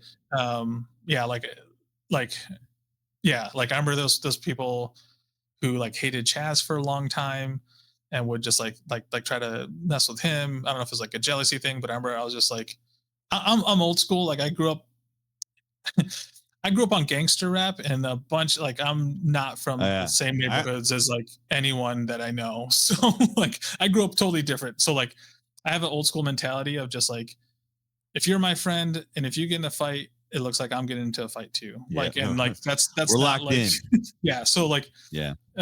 like I remember when people went after Chaz, that's part of the reason why I was like, let's just do our own thing. Like, because I was like you guys are messing with my friend. I know he's a good dude. We've had very like like personal conversations, and I know he's a good guy. And there's no way someone's going to tell me that he's not because I know him. And Yeah. so like I've always had people's back if they've had mine, and I just yeah, like I'm all about like sticking with people that I know who are good, and if anyone disagrees, f them. Like it's Yeah. just Your um, tribe, dude. yeah, for sure. But yeah, I think that was the I think that to me is the worst part of the Christian thing, Christian scene there was like yeah, just kind of the trust, the kind of like Can get really broken. oh for sure yeah, and yeah, it's kind of one of those where like I mean, and for me, I mean, I kind of I don't know, like I told you, like I had yeah, my Christian experiences throughout my whole life have been very terrible. So like I feel like Yeah. yeah, like it's not super um shocking that happens, but I feel like specifically with musicians and other musicians you meet, because like music is a very like open-hearted thing. Like It's a language. yeah, and I mean I feel like there's very like it's a very vulnerable thing to create music with people, and I feel like you end up you're speaking a language that there's no vocal for unless you're doing vocals, but I mean But even still, yeah, even how you're doing the yeah, vocal you're and sharing your your emotions, your lyrics and your ideas, and feelings. Yeah. yeah, and so like it's very personal, and I feel like in in a band, I think that's why there's like yeah, just a lot of vulnerability, and It's a when marriage, that's dude. yeah, for sure, and when it's betrayed, it's like yeah, exactly, it's like it feels harsher than it probably is, but it's also a personal But it's thing that still gets real and betrayed. it's how it feels. Yeah, for sure, but yeah, I think that's the worst thing. I mean, That's rough. yeah, but yeah, like I mean, I think the things that I thought that I saw a bunch of was yeah, a bunch of Christian bands kind of claiming to be Christian and just pretty much sleeping with everyone and kind of being a terrible Yeah. person. And That and was, of course that was like a bleak yeah, reality of that time for sure. for sure. And it's one of those where people just don't really talk about that part of it, but I feel like to me that was a lot of obviousness of yeah, of Intent. yeah. I mean I feel like if being like at the time it was legit cool to be in a Christian band, like and so like Isn't what that the crazy? Like yeah yeah let's take a it's second just on that one. Like being in a Christian band in 2005 was sick. yeah yeah Like it you were was like a cool guy. it was one of those where like I remember when I first joined the Dawning, I was like this isn't super cool, but also I feel like I want to do something. But then it became cool. Like I think when like Norma Jean and all those Yep. all those That groups came out, explosion, dude. That's what I'm yeah, talking about. and yeah, and then like it was just like I don't know, like this at the time the scene in Ohio was so fun. Like it was before the straight edge groups came in and it got really violent and dangerous. Like Ooh, yeah. but like I feel like for a long time like I mean, like I told you, like I went to Peabody's, which is no longer a place in Cleveland, every Tuesday throughout my high school like education. So like punk rock shows, straight edge You shows. saw all of them. Yeah, I saw like so many like uh and like everyone was so like into the scene. Like there was like certain kids that you just I mean everyone I knew like was from the music scene. So like I would go to by myself, drive 2 hours to Cleveland every Yep. Tuesday after school, watch a concert, then drive 2 hours back. And Go to but school yeah, next day.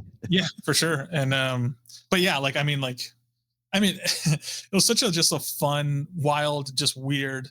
Yeah, I mean, yeah, I remember just seeing such wild concerts and then shows, and then of course, like we probably don't want to get into the like straight edge violence that kind of it ruined the Dude, scene. that's a whole other Yeah, podcast. that's all. Yeah, that is like. I mean, and I was like, I never claimed straight edge, but like, I was friends with a ton of straight edge groups because like they're like, oh, this guy is straight edge. I didn't claim it, but like, I didn't drink, I didn't Yeah. smoke, I didn't cuss. I still don't cuss. Yeah. No. So like, Yeah. Like yeah, being around you, I naturally kind of go back to that form, because it's because I love cussing because yeah. I I mean, there's nothing wrong with it. I just right. don't like. It's exactly it's like a personal preference, and I'm always the type of person where that's like I'm like sensitive to somebody's vibe, and when cussing's not a priority, like even when I was in Settle the Sky, I've always been a cusser. It's just how I was brought up, just my dad, and so like it was just such a natural, flow of the fun part of the language. And but being in that environment, you just sort of like, oh, maybe I don't need to, like Yeah. it's a there's so many of that, like pieces of those things, like in that time where like stigmas of things, like there was a lot of those discussions of like, can we smoke a cigarette? Sure, but is it wise to smoke a cigarette? Yeah. Can you have a beer? Yes, you can have a beer. You're 21, dude. But is it wise to have a beer when you're being a little extra preachy tonight? Like it was always about wisdom. Man, we are ADHD tonight. And I Oh no, love it's I mean, along with that, I mean, I feel like I remember that was legit one of the turning points of like I remember when Stefan and Joey and David were in the band, or I guess that was the band, but like yeah, um that like was the like core. yeah, like I remember when I think we the first time like Stefan would cuss every once in a while. And I remember like that's when I kind of gave up a bit like, yeah, we're no longer a Christian band. Like because Yeah. like I remember he was like let's effing move this place or whatever. And then Yeah. I'm like, look over like, oh man, he just like, there's no way. Well, but yeah. And I mean, it's not a crazy, like, it's not, like I said, it wasn't not really a huge big deal to me, but like, I remember I was but just like it's a matter of just, what you're wanting to represent and stuff exactly, for me. is it wise? Yeah, for sure. And yeah. And I even like when, yeah, even with like Chaz. I mean, he never did anything bad, but like girls were obsessed with Chaz. So like He was a hot boy. like, but like he had his straight hair. He had the swoop. He had the girl pants. yeah, I remember those like I don't know if I should go on this side tangent of like so like I remember we used to play the We're Vamps. here, dude. We used to play the Vamps all the time. Yes. And I found out it's like bands complain they used to complain like nationally about the Vamps, and because it would be the second floor and you had to like call your gear up to the second floor. Oh my god. But I still have PTSD. yeah, it's no longer a thing I don't think anymore. But oh no, that whole building's gone. yeah, probably. But like I remember this girl kept trying to walk on stage and touch Chaz, and I remember like Chaz just like called her out on the microphone, was like, security, get this girl. And then she like security got her, and she was wearing like a ballerina like costume, and she was nuts. So and so like random. And so like she like somehow got away from security, came back without her underwear, and then like just like what went in front of Chaz on the monitor on stage and just like spread eagled, just like, and then like I was like, ugh.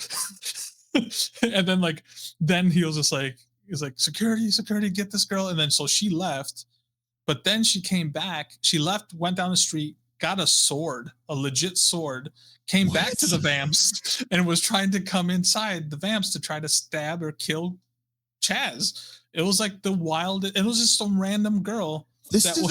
I've had this fever dream. But then, okay, then you think about, okay, what part of Toledo was this in? Yeah, I mean, the Vamps have had so many. Like, I remember one time a security guard was, because he saw the mosh pit and he freaked out, and so he like told us to stop playing, and he said that he had a gun, and he's like whoever like whoever, like, you guys need to calm down. This is too crazy. He was like, I'll shoot whoever. And then like I remember I was telling Stefan, I was like, okay, I'm gonna hit him with my guitar, and then you jump on him, and then I'll jump on him, and then we just like beat him up and take the gun, or if he has a gun. But I think like I want to say, I don't know if it was, but I think it was Nate, Nate's now wife. I don't know what's Nate's last name. He shreds. Like, yeah. I think Trevor Lost. Yeah. I can't remember. I think it might have been his wife or possibly been his Crystal. wife. Yeah, I've never, and I don't think I've ever been actually introduced to her. But like, She rules. yeah, I think she was yelling at him, and so there was like this big conversation, yelling back and forth. And I remember like that place had so many weird. Like I remember the security. There's a band we used to play with, Brother Von Doom, and they're out of PA, and I remember them. their bass player had like this really long beard, and he would always play bass and do this one-handed handstand during the. But like the like security guards threw him down the steps of because they thought he was just some like dude that shouldn't have been there. And so like I remember he was like super pissed because like like they threw him down.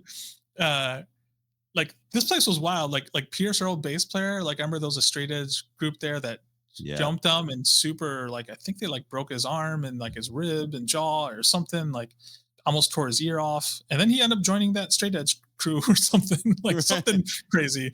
But I mean, it was formerly a Masonic temple. Yeah. So there's probably some weird esoteric energy and weird shit going around. Well, but go ahead. I mean, a lot of it was because they shouldn't have done this, but it was like the first floor was hip hop, second floor was metal, the third floor was goth dance. So like any of those guys would. I forgot about this, and that was like every weekend, every day. So like people would meet outside and be like, these hip hop guys are just like, F this goth guy, he keeps looking at me, and then there's just metal guys who just look mean and what's going on. So like then they get the security guards that are just like who don't know anything about metal, and they see like these guys like that are like acting violent or whatever, and they're just like, no, that's like criminal. Like, yeah. But yeah, like the Vamps had such a like it was such a weird dude. Yeah. My favorite Vamps story that includes you was my brother and I and our friend, we randomly went to see Vader there. Okay. And we're there and we're like up front watching Vader, and I look to my right and you're there. Just randomly like you would just appear places. I was like, wait, yeah. Oh, Marco's here.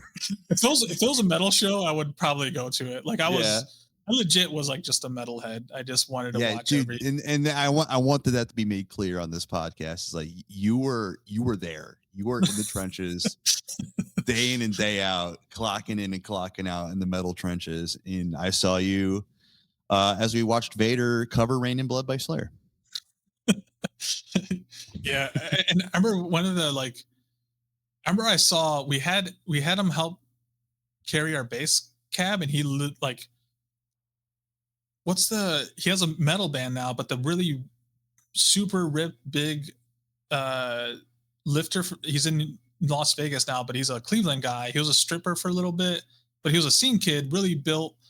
But now he's like he's in a documentary about he has the like body dysphoria thing where he thinks he's too small, but he's like huge. I bet you I can find him. But he's in a metal band. But when back in the day, he wasn't. I mean, he was big, but I remember like everyone used to call him the Fan, and I don't know if you knew that, but like because he was really good friends with from a Second Story Window, I believe. Yes. And so like he came up to the Vamps, and we were having a hard time picking up this bass amp, and he legit just picked it over his shoulder and just ran up the steps with it. But and like you're like, wow. Yeah. We're chumps. Yeah.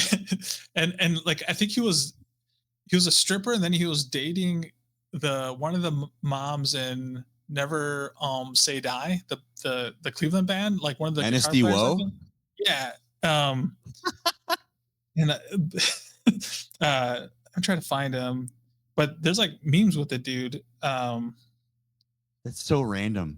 Yeah, but like that's just one of the like Masonic type of things that I remember is like just this guy like lifting Herculean dude. Yeah, an 8x10 cab on his arm and just hauling it up the steps. That's insane. Yeah, I can't find his info, but like I remember in MySpace he was called Guns, and it was just like him with this, like, but he's legit huge. Like he's like he's Jack like, Diesel. Yeah, like he's like an influencer.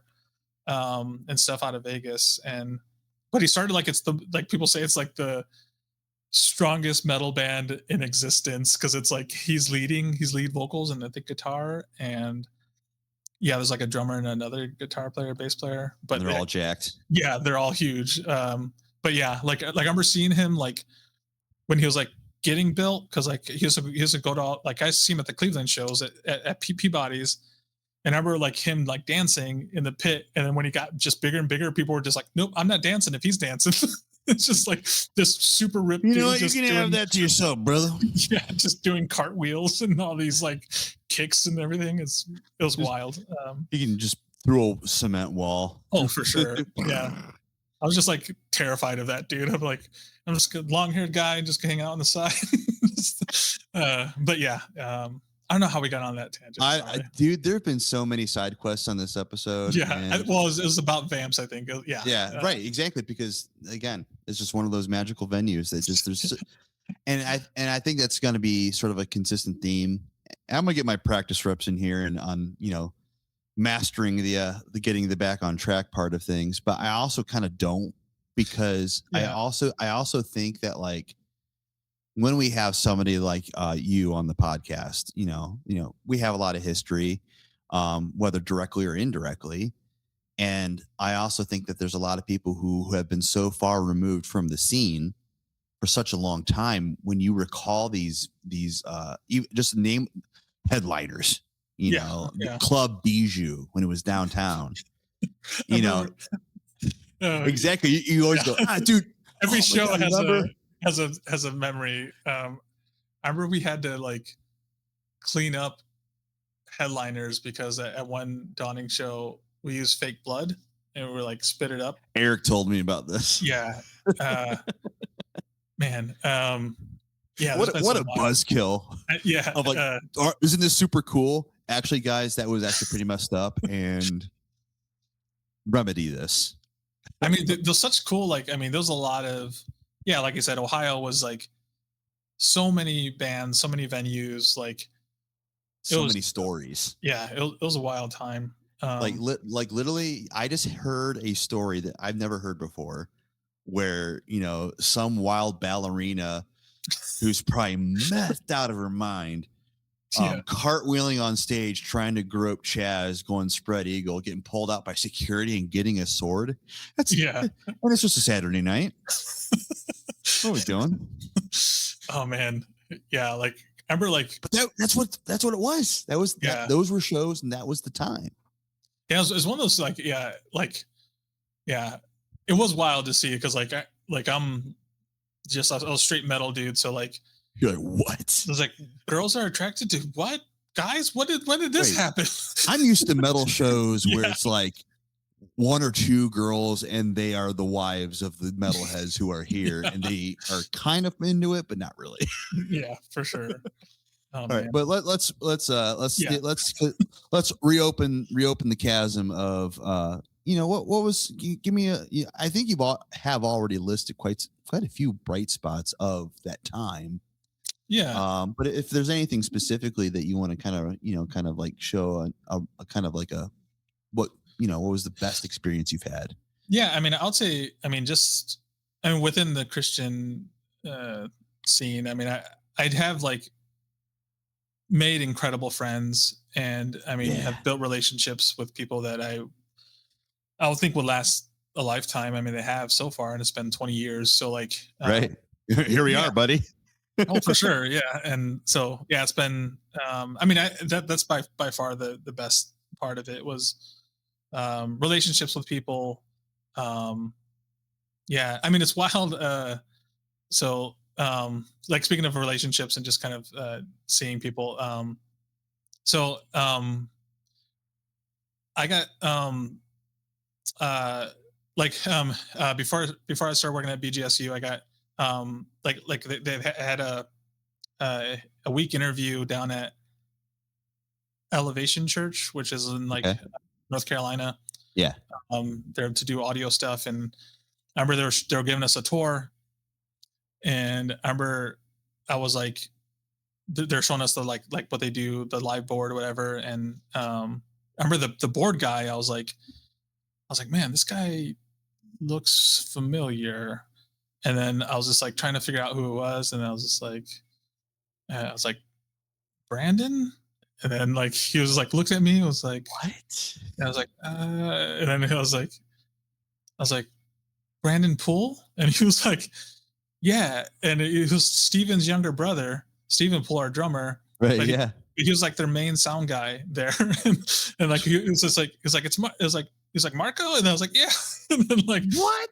kind of, and like I remember just being like, just telling everyone these like stories about him being a kid because he had a pet flying squirrel that he'd have always wear bibs, and he would put the the flying squirrel in his bib pocket. But that was just like, I don't know, like just relationships like that where like they'll last a lifetime. You don't even have to see them Yeah, forever, but like dude, just dude, people, we could have an entire podcast series on just the lore of yeah, of the characters that you have met and the relationships you cultivate in this time that we were in the early and mid 2000s, and when they, and again, and I think it's really, excuse me, it was really cool that like a lot of these relationships are like so random. Like you'll drift away for a while, years, and then you just randomly like, oh, like North Carolina at some church. Oh, hey, yeah, dude. And then instantly, because you shared such a very specific and nuanced piece of history and vulnerability with each other, that connection doesn't fade. So when you kind of walk back to seeing somebody just randomly, you instantly connect and go, oh, dude, what's up, man? And no, that is a really beautiful part, because I still have like at least a dozen plus Facebook friends still of oh like for all sure. all the dudes and that I met just touring, and Christian and non-Christian people, and they were all just great people in their own rights. And uh then you see them where they are now, and they're working IT, and they have like 3 kids. You're like, Oh wow, yeah, yeah. dude, like life's weird, but like we're all here doing it. But speaking of that, the last and kind of final thing that we kind of like give the full base here, and I really want to hear this perspective from you, because like you've alluded to this many times tonight, where you've been away from this thing for a while. Yeah. Yeah, you've lived like I was talking to my girlfriend about this upcoming episode and about kind of who you were. And it's like I think that like you're somebody in my life where I felt like you've lived so many lifetimes already. You've had so many story arcs, Yeah. in so many different paths and so many different things. And so, given that fact that you have lived so many different new experiences, and are completely, you're happily married now, you're a married man now, what the heck? And, you've been traveling, you're a professor. Now that we're here in 2025, um, on some random podcast, you know, when you do think back on the full spectrum of everything that we've talked about, all the side, quests that we've went on, all the, oh, I remember this tour on, on this guy, and, this lady tried killing this guy with a sword, like Yeah.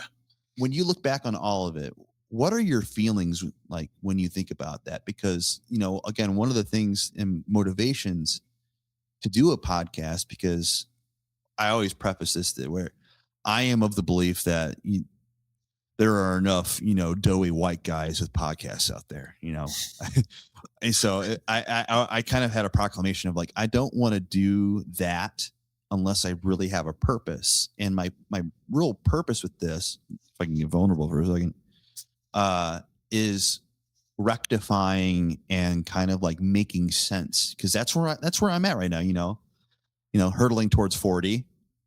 You know, like you kind of look back and you get nostalgic, and you start kind of like seeing things from a new perspective. And I kind of wanted to bring people like you in, like JD's still kind of in it, we're playing Inside of the Sky still, or like we're writing new music. And um but I want somebody like you who is such a stalwart of the scene, and you had this band that did really cool shit and wrote a really great, EP and has some fantastic songs, you know, but that was another lifetime ago,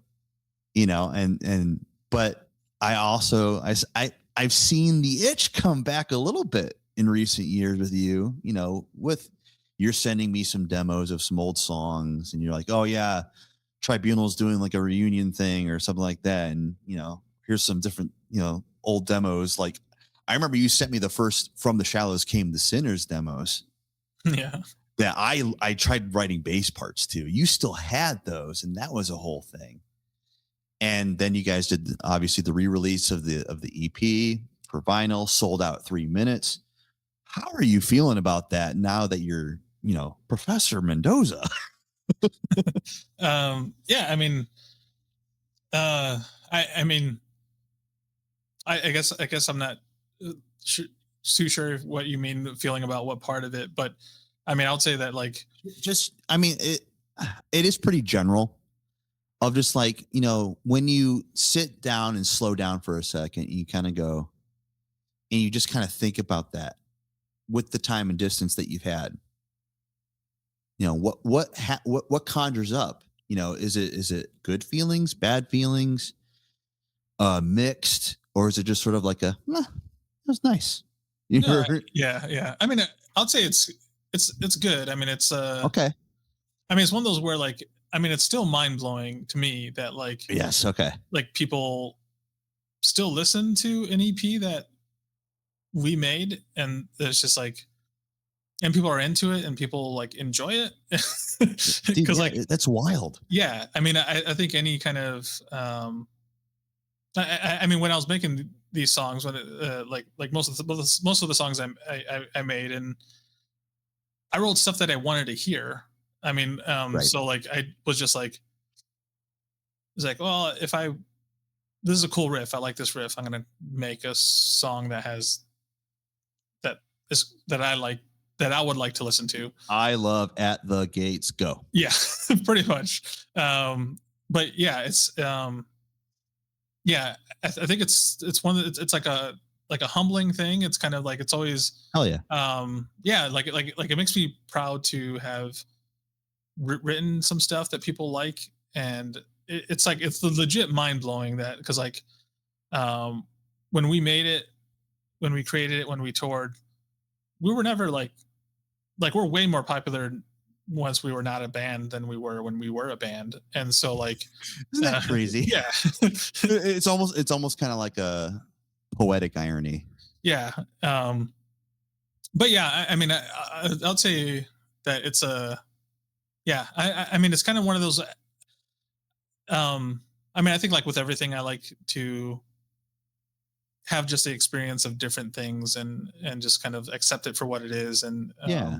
yeah, like most of the things that I've done, I'm pretty proud of the things that I've done. And You've done um, so many of them, and you're yeah. still doing so many things. um, but yeah, like I mean, I think even with all the bad kind of Right. things that happened, or like the drama that comes with being in a band in general, I mean, I think it Mm-hmm. was completely worth it. I mean, there's for Hell me, yeah. even if it was like terrible, I feel like it makes you who you are, no matter what the experience is. And yeah, it's definitely, yeah. I don't think I would change anything because I couldn't change anything, and Right. so it's Right. just like one of those What's like, done is done. yeah, yeah, everything is what it is. And um, yeah, I've had a pretty cool. I've been blessed with a career and as an engineer, and the love for audio came from playing music. So like, I mean, it's all everything is tied to Yeah. each Yeah. other. So Exactly. It's all web. yeah, for sure. But yeah, overall good. I Overall, good. Yeah, I get. for sure. But no. But I really, not to sound dramatic, but I really needed to hear that. Because like there's almost like a restlessness sometimes when I think back on this stuff, because I kind of, especially when we make the point of like, isn't it crazy that like you're more popular now Yeah. on like streaming services or like selling a re-release for a vinyl. Like Yeah. like for me when I have those experiences, because like Settle the Skies had a little bit of that, and also uh a band that I helped start, which was Convictions. Which side note, uh, Marco is one of the original engineers of those early demos For sure. that we recorded at your place. Don't know what happened to those. Well, yeah, funny story with that. I think I sent them to Zach, and he was like, "These cannot be released." So, Yeah, yeah, uh, but but they're cool. I mean, they were definitely cool songs. Like Eric was playing guitar on them, yeah, and you were in yeah, there, and like, and that kind of ties in with all the weird inner drama. yeah, But they're like, yeah, but like, but the reason I bring that up is like now they're still a band and they're doing pretty well and they're yeah, doing big tours and so I tend to struggle with a little bit of like I don't say bitterness, but a bit of bitterness, but also sort of like a like like I said, restlessness of like, man, I should have zigged when I zagged, like if we could have just, and so I think hearing your perspective of like one and first and foremost, what's done is done, the good and the bad. But when you kind of look at pull the lens out a little bit, just being able to have like this, like you're like, oh, dude, what a blessing, you know, isn't that cool?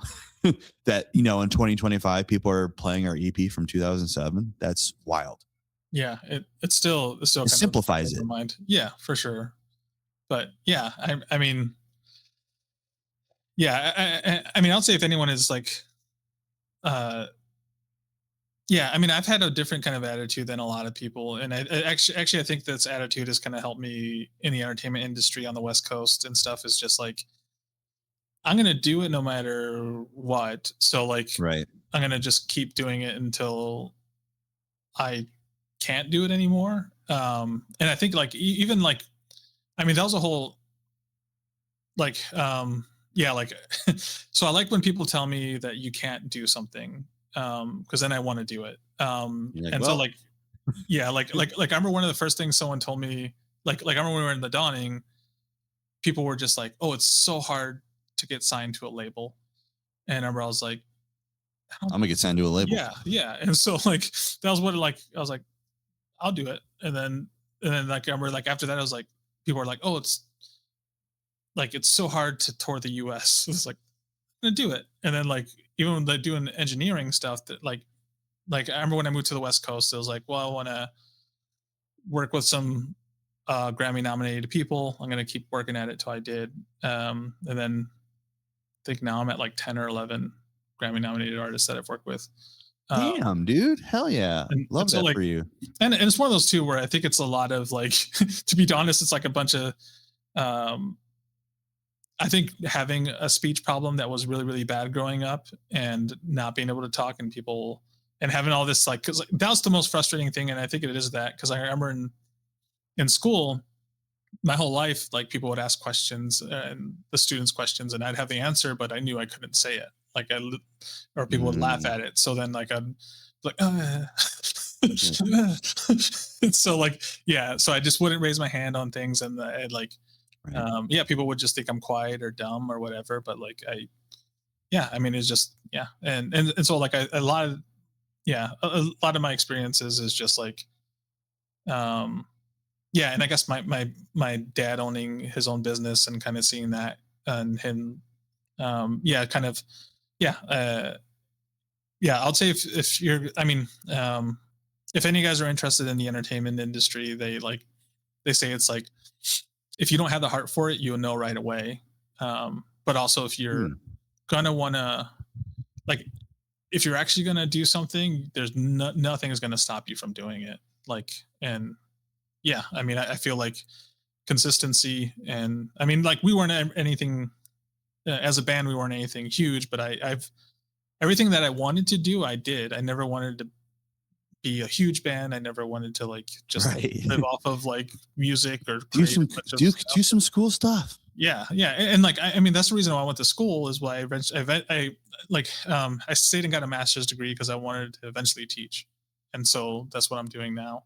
And I mean I'm doing other Freaking stuff doing at it. school as well, like managing the studio and um like the That you're recording currently service. sitting in. Yeah, well, this is my office. Oh, it's all Yeah, but yeah, podcast HQ. uh, but yeah, I mean, I don't know if people are watching any of this for any kind of like boost in confidence or anything, but like, one of the, I remember when I first moved to Seattle, I assisted in, like one of my engineer friends, Tom and Ember, he worked on a bunch of stuff like cool stuff like Quiet Riot and a bunch of So other sick. groups. And so like I remember asking them, I was like, "Oh, I've heard you worked on this cool stuff." Because like the first thing I did was I was assisting him on a Tower of Power record. And so like I remember he was recording the vocals and he made his own microphone, just like super nerdy, which I love. Like he's an audio Yeah, like I gear shit like that. yeah, he's like super cool. And but I remember asking him, I was like, "Oh, how did you do cool stuff?" Like and he was like, "Oh, like you do it long enough, you're gonna do cool stuff." And like it was super simple, but like in my mind, I was like, there has to be like, how do people get this stuff? And it's just consistency. And like, yeah, I mean, Just do it. although like I would say the most stuff worked on a lot of hip hop and R&B stuff, which is honestly my background from being a kid. But Yeah, that was your foundation. yeah, I grew up.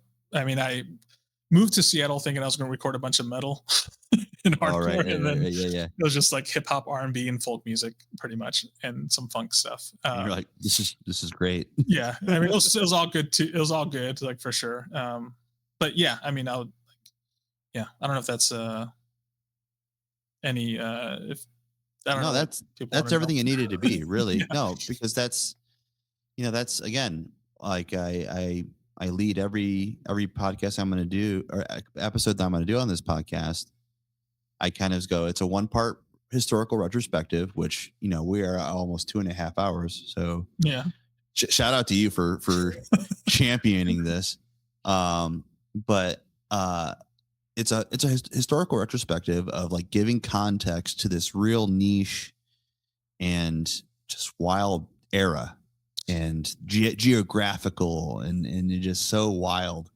But then yeah, also, the other part of it of this is I'm being a little selfish boy right now, like exploring the emotional parts of it, the PTSD, the wins and the falls and the feelings therein and rectifying that. And so having these conversations and I'm being very purposeful, making it, we're just two old bros talking, yeah, for like, sure. Yeah, and so hearing these stories and reconnecting that way, but then also getting the perspective of where you're at now and how you're feeling about that. It's almost necessary for why I'm doing this. So no, that answer was 1000% everything it needed to be, because I'm kind of in that space right now, because I just put out an album, oh yeah, yeah, in September, and we're analog dudes, like when we were playing shows in the early 2000s, it was a completely different world, completely different time, and how things were orchestrated was so different. And so, doing it nowadays sometimes feels like you're a caveman out of time. You're like, why am I doing this? but it's that power of music, and like you were saying, it's that consistency of just like, if you want to do it, then do it. Just like keep doing it, and who knows what'll happen. I mean, you're a prime example of like you you were challenged on like, hey, you won't get signed, and then Tribunal Records, what's up? You won't do touring. Yeah, I did, and so many of them, all of them actually. And then you're like, oh, and then I'm gonna get a freaking master's degree, and then I'm gonna go be freaking professor, and then like with that simple, almost like Zen state of just like I want to do it, so I'm just Sure. going to stick to it because it's a I want to. Yeah, and it's You one know? of those where it's like yeah, I mean, and everything for me was not the end result, but the experience for myself. So like, Right. I think I might have a different goal than other people. So like, my experience was not necessarily be like successful in the sense of Right. making Right. money or doing any of these, but like Yeah. my was experience. So like I was like, I want to have these experiences. I want to see what it's like to experience to be on a label, to do touring, to like work with different artists, and um, it was never to be like. It just has never been my goal to be like I want to become a millionaire by this. Like Right. that's Yeah. like if I had that in my head, I mean I could probably like I would fight for it to have it happen, but Yeah. it's But never been but my yeah that's not your angle. yeah That's not what you're going for. and yeah just wait like did I tell you I did some stuff at Mars Hill Church uh No, you in Seattle. didn't. Yeah. So that I mean, we don't have to get into that at all. No, but Yeah. for those who don't know, a lot of controversy there. Mark Driscoll and all like I mean I didn't really do too much. I was just kind of like one of my friends was like an engineer there and I helped wire their recording studio and helped Was that the Mars Hill where Dustin Kinzru was? yeah yeah Yeah. I got to touch his guitar. I never got to meet him though. Like, but he You're like, recorded his stuff in there. Yeah, artist in the ambulance, dude. like just touch it, and I was like, no, that's good enough for me. Deadbolt.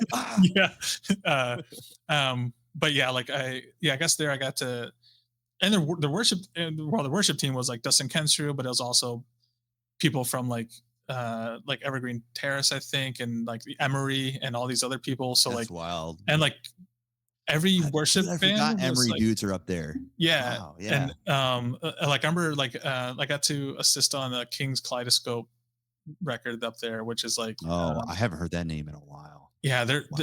like they're and that's just like they're like one of their worship teams back. Of course, there's no more Mars Hill, but like Yeah. but Look, yeah, if you're curious, look it up. yeah, for sure. It's so much lore. Yeah, I went there a couple of times and I thought it was sort of like this is kind of weird that like why is this guy with a bunch of like leather gauntlets on his hands tell me how to be a man? It's kind of weird. It's like black metal but without the spikes, but just some guy who's like in his 50s or something. Yeah, but yeah, it was a lot of I've had a lot of weird experiences, but like to do with Christianity. I'm saying it's kind of interesting. I mean, But, and that I think that's I think a good just kind of final tidbit before we get out of here. Is that's a perspective that I'm going to continue to explore on this podcast. Is there's so many layers, there's so many different like sects of the Christian industry. oh yeah, Our little pocket of metalcore, obviously, and it had its time, and and I think it's really on its kind of oddly enough, its resurgence right now. I think it's just because everything's nostalgic now, and so I think there's a lot of that happening. But there's so many other specific things, like I totally, I'm glad you brought that up of just like the Mars Hills, yeah, and the different campuses and the different worship, teams, different churches, and then also yeah. There's just like festivals, yeah. Cornerstone, and I think there's a. I mean, I think this time, I think JD, like I said, JD had a really good experience. But I know a lot of people who were extremely hurt by this time period, and right. yeah, I mean, even like speaking of Seattle and Mars Hill, like Dave Bazan, like I love Bazan so much. Like I don't know if you know, he was their worship guy. Yeah, I know. I'm saying I just love him. No, I'm saying like yeah, because I mean he was hurt by the church, and yeah, he was in those albums that came after that.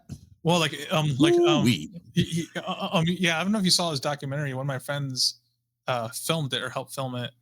But it's like if you go on Amazon and look it up, it's but like it's so real about like, I mean, he grew up in a very evangelical church and Yeah. started, and then now like people just don't, because of Pedro the Lion and all these other things, people don't are always being like, well, you should believe because of this, and he's like, I don't think it's right because of the things that I've seen, the way I've seen people be treated, and that's a legit. I mean, like I said, I'm a Christian. I still am a Christian, and Hmm. I my theology isn't as mean as a lot of Right. some other ones. Of Yeah, course, and like you've always led with that. You've yeah, always led with like what the actual Christ part of it, which is empathy.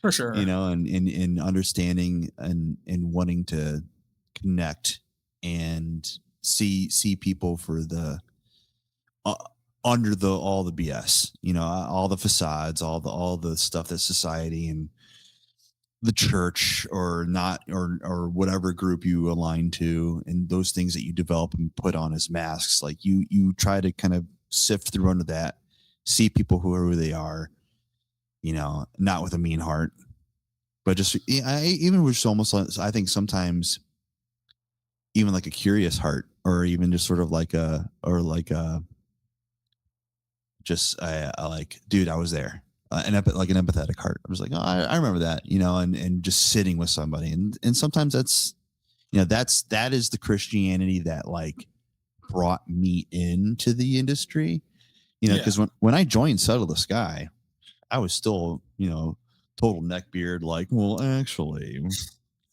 like I was still pretty full into that. But I'm also I'm a human, and I want to be human with other humans. yeah, And I like him having friends, and we love skateboarding, like, and so there were so many other facets to our relationships that they saw me for me. And that's where I was like, maybe this might be pretty cool.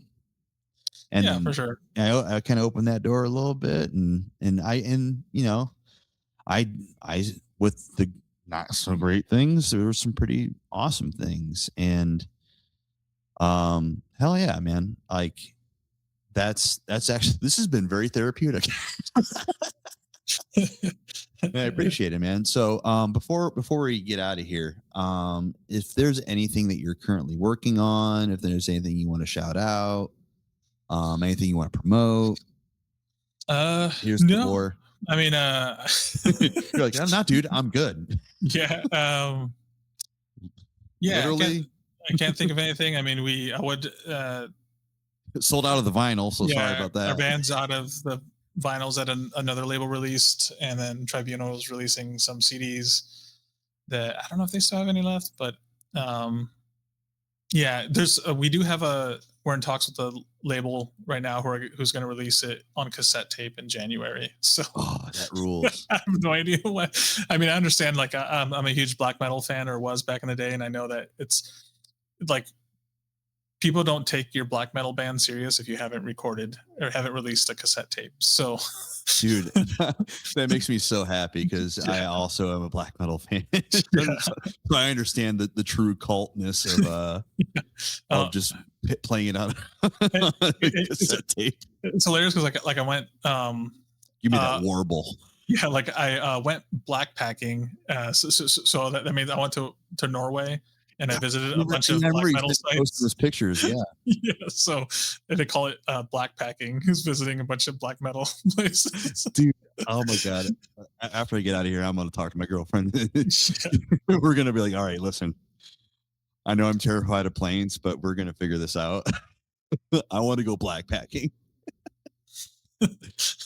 I want to go to that record store. I want to go to those churches and stuff. No, that rules, dude. Well, Yeah, if that's all you're wanting to kind of plug out there.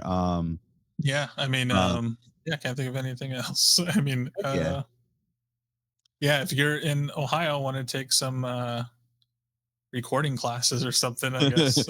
Please enroll. Yeah, we have Pudge the cat now, so he's there. The cat's more popular than our Falcons. dude. Freddie and The Frida. the rise of Pudge has Yeah, been it's been ridiculous. Like our friends who live in Norway message us and be like, "Have you heard his Pudge from where you're at?" I'm like, like, oh yeah, yeah, that's that's that's the that's weird. the isn't it like the kicker of the team or somebody on the team? It's I think Cat. yeah, it's someone on the team's cat. But yeah, That sorry, I rules. don't want to keep talking. I know that it's been like a long like 2.5 Dude, hours. no, But and I just so you know, and everyone knows, there's no cap on this. If it's like an hour conversation, if it's a 4 hour conversation, this is an exploratory podcast. Just trying to make sense of all of it and have some good conversations, share some crazy stories. Like, I've known you for so long, and tonight I've heard at least 4 stories that I've never heard, and I'm like, what? Like the Vam story, the dude with the thong. the mechanic with the G string, like just because that it because in hindsight, especially when you're talking about it now, you're like, wow, that's absolutely insane and that's ridiculous. But that is the reality. That was real. It was just like the most insane shit happened, and for the and good or the bad. and like I remember it's just to kind of like I remember when with From the Shallows, it was like at one point like we're like the most diverse band ever. Like we had a black singer, a Mexican guitar player, a Jewish bass player, and Shane Little, a redheaded or Uh, redheaded. Wait, John was guitar. Then yeah, so like it was yeah, just so many. It was hilarious. When you were think you were about the it. United Nations of riff. Yeah. That rules. Uh, Well, hell yeah. So first and foremost, dude, thank you for hanging out with me and oh, for chatting with sure. me. Thank you all for who's been tuning in. We've been kind of getting fluctuations here, and people have been hanging out the whole time. There's Yeah. not been 1 second in the past 2 episodes where it was just us talking to ourselves. So so I consider that a pretty cool thing. But if since we still do not have enough followership to be able to do like things like super chats and stuff like that, because I really want to grow the channel. I want to be able to make this sort of like a self-sustained, well-oiled machine, where we can get donations or like people chipping in. We can do some cool stuff. Maybe eventually make a Patreon and do some extra cool exclusive stuff. Um, but I want to really explore this, and I really want to keep having these conversations with like-minded or unlike-minded folk who have been in this world, and just see what we can explore. So thanks again, Marco. I appreciate you so much. I'm glad you're still killing it. Um, but this has been Core Confessionals. We're trying to do this every week, so tune in for further announcements for next week's guest. That being said, have a good one, y'all. See ya.